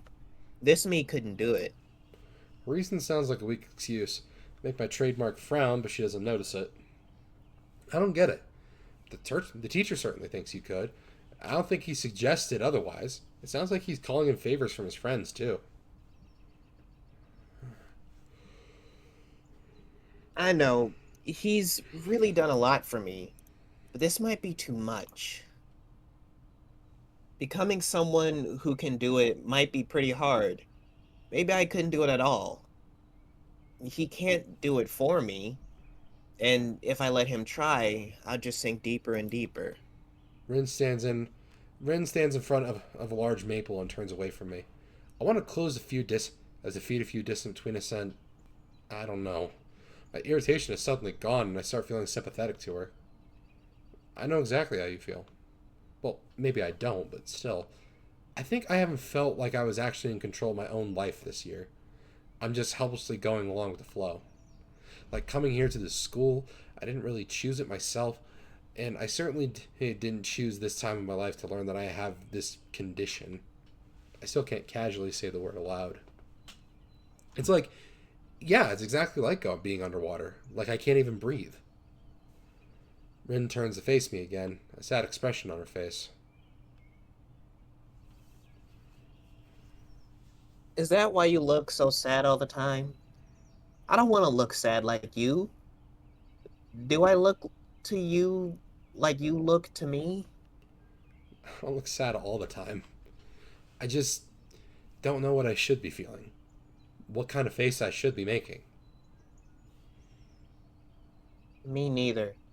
Do I look sad now? Like a sick puppy. She really does look like a sick puppy. Yeah. Fucking little down ears of the hair. Ugh. Just I need to give her a hug and just tell her everything's gonna be okay. You're great as you are. Just take things at your own speed. Don't worry. It'll all be fine. You'll be okay, sweetheart. It'll be alright. Don't worry. I was trying to imagine how freaking Jiro would handle this situation. He'd be like, "Wow, I can't even bring myself to mock this." Yes, I'm like, really feeling really sympathetic. I don't fucking know. Not really. You look like you always do, I think.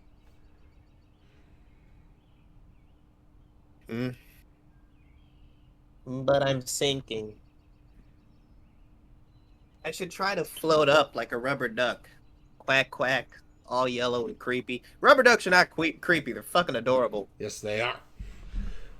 I had to think for a few seconds about which direction I should pursue this conversation. Then I realized it doesn't matter.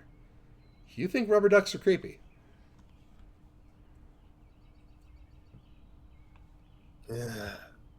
You don't? I think they all look very creepy. Everything that has eyes but isn't alive is very disturbing. Like rubber ducks and reflections in mirrors. I think it'd be more disturbing if my reflection didn't have eyes. That'd be like some analog horror shit. Exactly. Like, what the fuck was it? Remember? Have you ever watched Hi, I'm Mary Mary? Yeah, I've seen it. It's a really good horror story. Yeah, yeah. In fact, if not for Hi, I'm Mary Mary, I would never have gotten into analog horror. Well, it's not exactly an analog horror because it's just a web horror series like Marble Hornets or Everyman Hybrid is. Yeah. It's a web found footage horror series. Yeah. Yeah, I much prefer them on the web things as opposed. I much prefer them on the web than I do prefer them in cinema, to be honest. She plops down on the forest bed, leaning on the maple she named the worry tree. After wondering what to do for a minute, I sit down too, 3 feet apart from her. The forest envelops us in its embrace, and its stillness falls upon the two of us. We sit there without speaking for a long while. I can literally feel the time passing. Patches of sunlight litter the small clearing in a pattern that echoes the maple canopies. One of them falls directly on me, warming me all the way to the bone. I wonder what I could do for myself, and maybe for Rin. For now, I just keep watching her from this distance. Sometimes she cranes her neck all the way back, so much that it looks almost painful, stares up at the small patch of sky visible past the canopy of the worry tree. Sometimes she just stares blankly ahead, as if seeing something just beyond her reach. She keeps whispering to herself, but so quietly I can't hear her, even though I'm sitting right next to her. I only see her lips moving, like she was in the middle of a distant dream. I realize that right now I no longer feel any of the intense loneliness I feel at night just before falling asleep. I might be more like Rin than I thought. I can either give up and stay submerged under the weight of all the crap in my life, or I can try to change myself for the better. Her decision is different, yet the same. And unlike her, I know for sure that I can't stay like this forever. I have to change. Rin could probably do it. Even though she seems to doubt herself, I have no doubts about her strength. She could do it even if she can't. It makes me feel a bit better too, and I lean back against the tree, breathing out as deeply as if for the first time in a long time. We stay that way in the small clearing until the angle of the sun changes and the chilly shadows deepen. No longer warm where we sit, we leave the forest, returning along the same path we took coming in. It doesn't seem like Rin has come to a decision. I wonder if it was a bad idea for me to come along.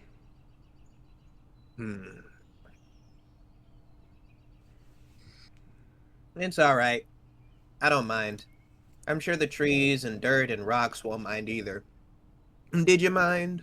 No, not at all. I think it helped me too. While we walked back towards the dormitories, the sky is changing into a deep ultramarine. The first summer stars twinkle softly from between the spots in the canopy, barely visible like tiny fireflies. I become very self-conscious about Rin's presence. I haven't thought much about girls since things fell apart with Iwanako. It's kind of the same situation as then, but to be honest, I don't think it really counts for much, not with Rin. And yet, it feels good walking next to her, even if it isn't anything more than this. At first, I think Rin agitated me quite a bit with her unpredictable behavior. But recently, I feel I haven't had to be on my toes so much. I managed to let myself go a little. It makes me feel satisfied, even though ultimately I think it's more thanks to Rin than myself. She seems to be disinterested in a huge number of things, but something in her makes me try harder than I normally would. It's not that I want to impress her. I think that truly impressing Rin would take near superhuman effort just because of how she is. Instead, it's because there's a relentless feeling inside of me that I shouldn't let Rin down. It's really weird. I wonder why I started thinking like that. I don't even know what sort of expectation she has about pretty much anything. How can I let her down? Rin has this unassuming air about her, and she doesn't really talk about stuff very often. Even today's confession of her self-doubt caught me a little off guard. I feel like I want to talk more with her. The realization suddenly dawns on me that Rin is basically the only person I talk to nowadays. Apart from whatever I have to endure from Shizune, Misha, or Kenji, I feel slightly depressed. In front of the dormitories, as if summoned by my dark thoughts, we run into Kenji himself. It feels very odd seeing him outside, breathing fresh outdoor air, potentially touching grass. I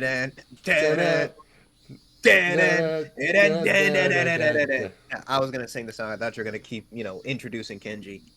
Oh, right. At least it's already dusk. I partially expect Kenji to disintegrate upon exposure to the sun. Kenji himself seems very insecure as well, standing around looking like he's waiting for something, and doesn't know himself what it might be. What the fuck are you doing? I was doing the music while you were introducing Kenji. What music was that? The theme song to Shadow the Hedgehog! Oh, Darn. Hey, Kenji, what are you doing? Hello. Oh, shit. Who are you? Who are you? It's a, who are you? It's, Who are you? I wish I could do a Richard Horvitz impression, but I suck at it. I could make Kenji sound like Zim. Don't agree with him in front of me. Ugh. Who are you? I guess I can do a better Horvitz impression. Who are you? Yeah, never mind. Zim! Stick with what we got. Oh, God. My name is... I should be doing a Dib voice.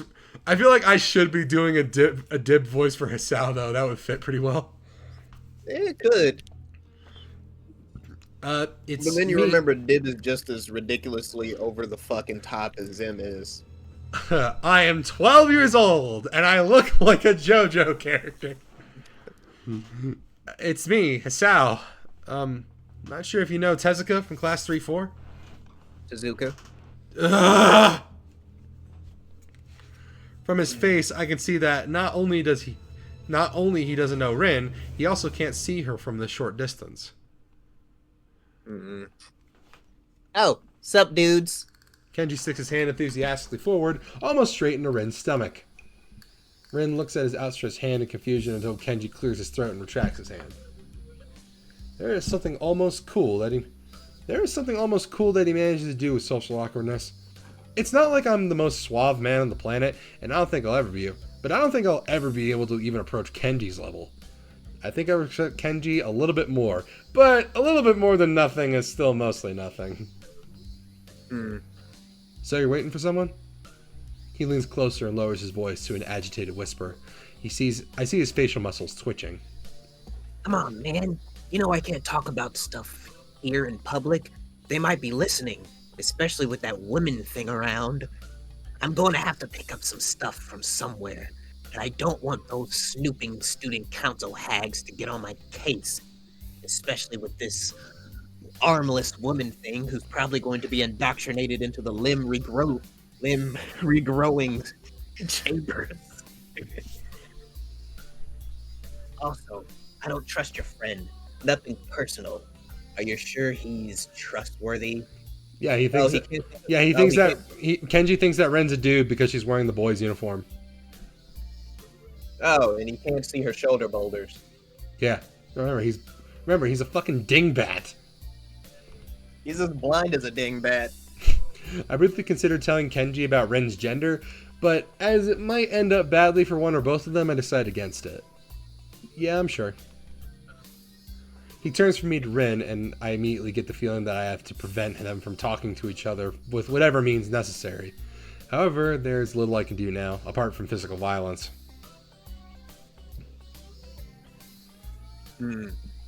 In that case, would it be...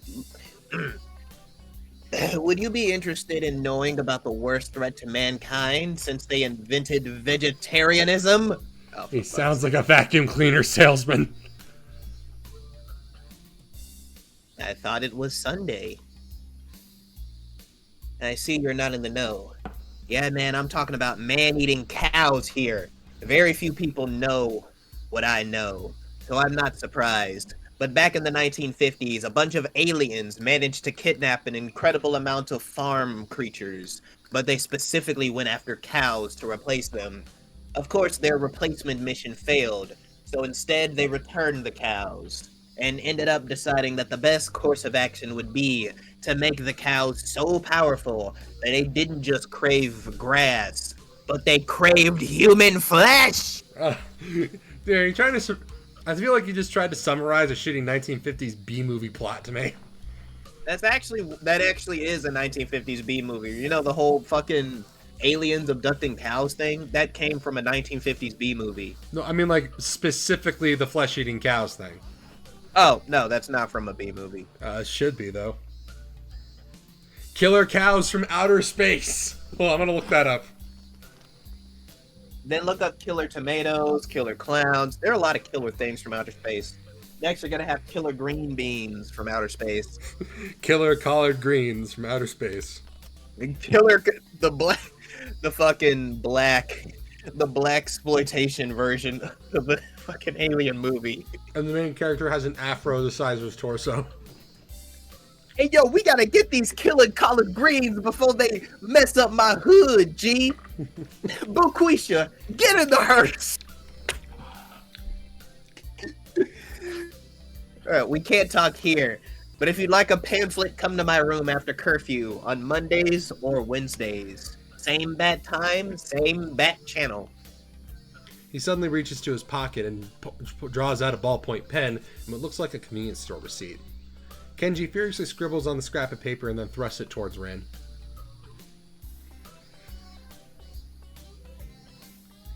Here's the password. Memorize it and eradicate any trace of this document. Eat it, burn it, dissolve it in acid, have a dummy thick woman crush it with her thighs, whatever. Also, I just looked up killer cows from outer space. All I'm getting is results for killer clowns. Yeah. I feel disappointed. I take the receipt from Kenji as Rin is unable to do so, and glance at it. It's indeed a receipt, apparently for 2 rice balls and 5 boxes of matches. I hope he's not planning to burn anything down. On the other side is written just one word. Honey muffin. Honey muffin. What is that? That reminds me of something. I don't know. It's like a secret organization when, like, it's... Love Muffin! That's what it reminds me of. From Phineas and Ferb.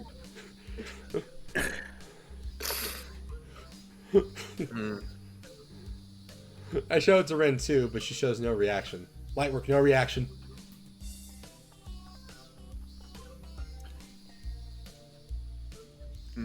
Thank you. Yo, Hisao, you still in that club? The Club of Dark Arts?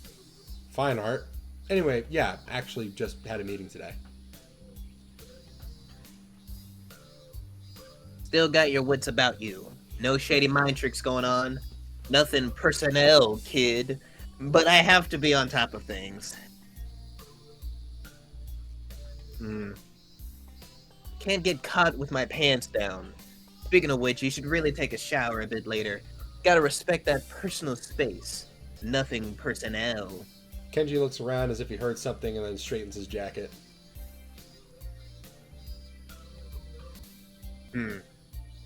Okay, gotta scoot now before it gets too late. Later, dudes. Good luck. Kenji takes off rapidly towards the main gate. Rin looks after him, frowning. We watch after Kenji's diminishing figure in silence. What's wrong with him? I think he might have worse autism than you. Technically speaking, I think he's legally blind. Oh, I see.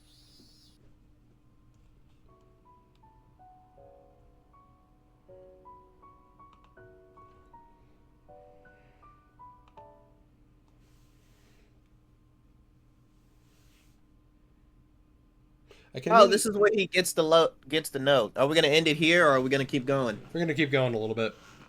Alright. I can immediately tell from the envelope that it's not about official matters of any sort. Someone actually wrote me an old-fashioned handwritten paper letter. Who bothers doing something like that in this day and age, anyway? Yet, as unlikely as the prospect of receiving one sounds, there's definitely a letter lying on my desk. Classes for the day are over. Still feeling pretty full from the big lunch I had unexpectedly eaten at the cafeteria. I returned to my dorm, planning on finishing my homework and probably skipping dinner, or at least just eating light. I feel like I need to eat less than I used to. Maybe I don't use that much energy now that I don't do much beyond reading. However, the letter on my desk has naturally caught my interest. It's the first piece of mail I've received here at Iwanako, so it feels special even if it wasn't something as rare as a handwritten letter. What causes me to even more trepidation is the name of the sender, written neatly on the back of the envelope. Iwanako. Yeah, that's where we ended it, actually. Yeah. Actually, at that point, let's just load.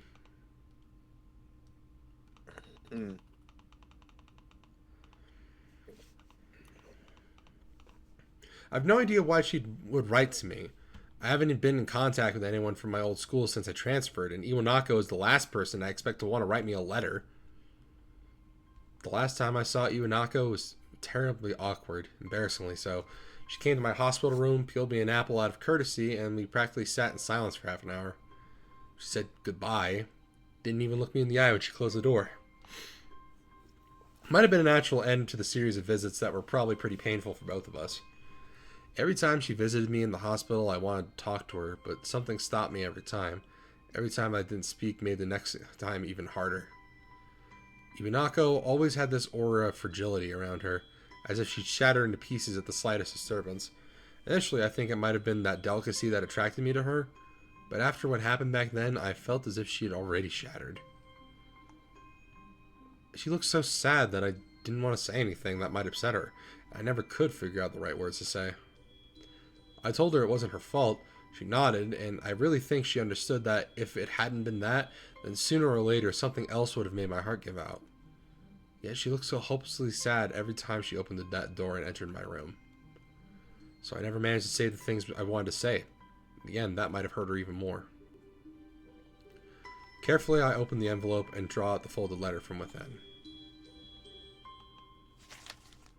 Dear Hisao, how are you? I hope you're well and happy at your new school. Everyone here misses you. Almost all of our second year class has got put together from class 3-1 for the final year, so we're pretty comfortable right from the beginning of the year. I'm sure you would have been assigned to this class as well. The mood among the third years seems to be very anxious about the final exams, even though they're so far away. The teachers are badgering us about it all the time. Even old Mr. Tachibana, who is, by the way, our homeroom teacher this year. Would you believe it? I was sure that he'd retire after our second year, but here he is, nagging everyone about studying for exams. I think things like that are the main reason why the mood among the third years is so nervous. I must admit that I'm feeling that I'm somehow losing confidence in myself as well, even though I've always fared reasonably well in exams. It's so weird to think we're already seniors, isn't it? Time has really flown past. I wonder where it went. The new first year seems so young and somehow really innocent. I keep wondering if I was like them in my first year. I've been feeling nostalgic for this the whole time. I've been feeling nostalgic like this for the whole first trimester. Here are other things I want to say. I'm writing to you because I felt there are things I should have said after the incident back in winter. I really regret that I wasn't able to say them in person, and I have no excuse for it. The truth is, the times I visited you in the hospital made me worried about you. I'm not talking about your health. You seem to become more distant and disheartened. It was natural after something like that happened, I'm sure. But somehow I've gotten the feeling that you've given up on something back then. Happiness, maybe. I wanted to somehow express my feelings, but the right words didn't come to me. I couldn't say anything to comfort you, and I'm really sorry for not being able to support you when it mattered the most, even though I like you so much. At least now I can be more honest. If I can go back to those quiet days in February and March, I'd tell you not to give up on yourself. That's what I would say. Maybe you wouldn't have drifted so far away if I just said something. I hope you managed to get back on your feet on your own. Now that the distance between us is also physical, it also feels more final somehow. I wonder if we will meet again. Perhaps for the best if we don't. Still, if you would like to correspond with me, by all means write me back. I'd very much like to hear about your new school and how you're doing. I wish you all the best. Sincerely, Iwanako. After finishing reading the letter, I fold it like it was and place it on my desk. I don't know what to think of this. I feel empty and confused. Why now, after all this time? Just yesterday, I decided that I can't let myself stay like this. That I'd try to get on top of my own life. Reading this letter just reminds me of what could have been. Of course, I wish that I didn't have to be here. I want to be in the same class as Iwanako again. Maybe we could talk every day now and go on dates. My life didn't go like that. I didn't really need to be reminded of this. Iwanako needed to write this letter for her own sake, and I'm glad for her that she could, but it would have been better if I hadn't read it. Of course she's right, though I thought of the same thing yesterday. I'd fallen into a pit of depression and now have to try to climb out. I rip out a page from my notebook, and after a moment of thinking of how to frame my words, I write a short supply to Iwanako. I find it difficult to really be honest with her, but at least I try to appear somewhat convincing. I don't write her about Yamaku at all. I doubt she will write me again, but I don't feel all that at all sad about it now.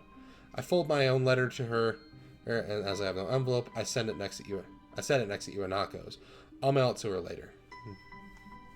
Then I lie back on my bed, looking at the monotone gray ceiling. A bird sings outside of my window, and a sudden gust of wind flutters my curtains. The summer afternoon feels still, as if time had stopped for a brief moment. I think about all the things I've lost and will never regain. And then I think about the note I read to Iwanako. It said, "Dear girl, why did you have to walk out of my hotel room with a dummy thick ass like that? You woke me up. I mean, in my hospital room with a dummy thick ass like that." Second shot of clouds! It's another shot of clouds! Hey, we got the second one! Okay, how long have we been doing this? About 19 years.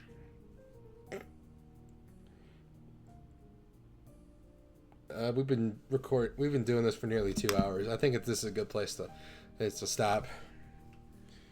And hopefully, since I've actually got the freaking microphone working this time, we won't have to fuck up. We won't be fucking up anymore. All right, so thank you for joining us, and apologies for not getting this out any sooner. I screwed up big time. So yeah, that's all. See you next time. Nice. Okay. All right.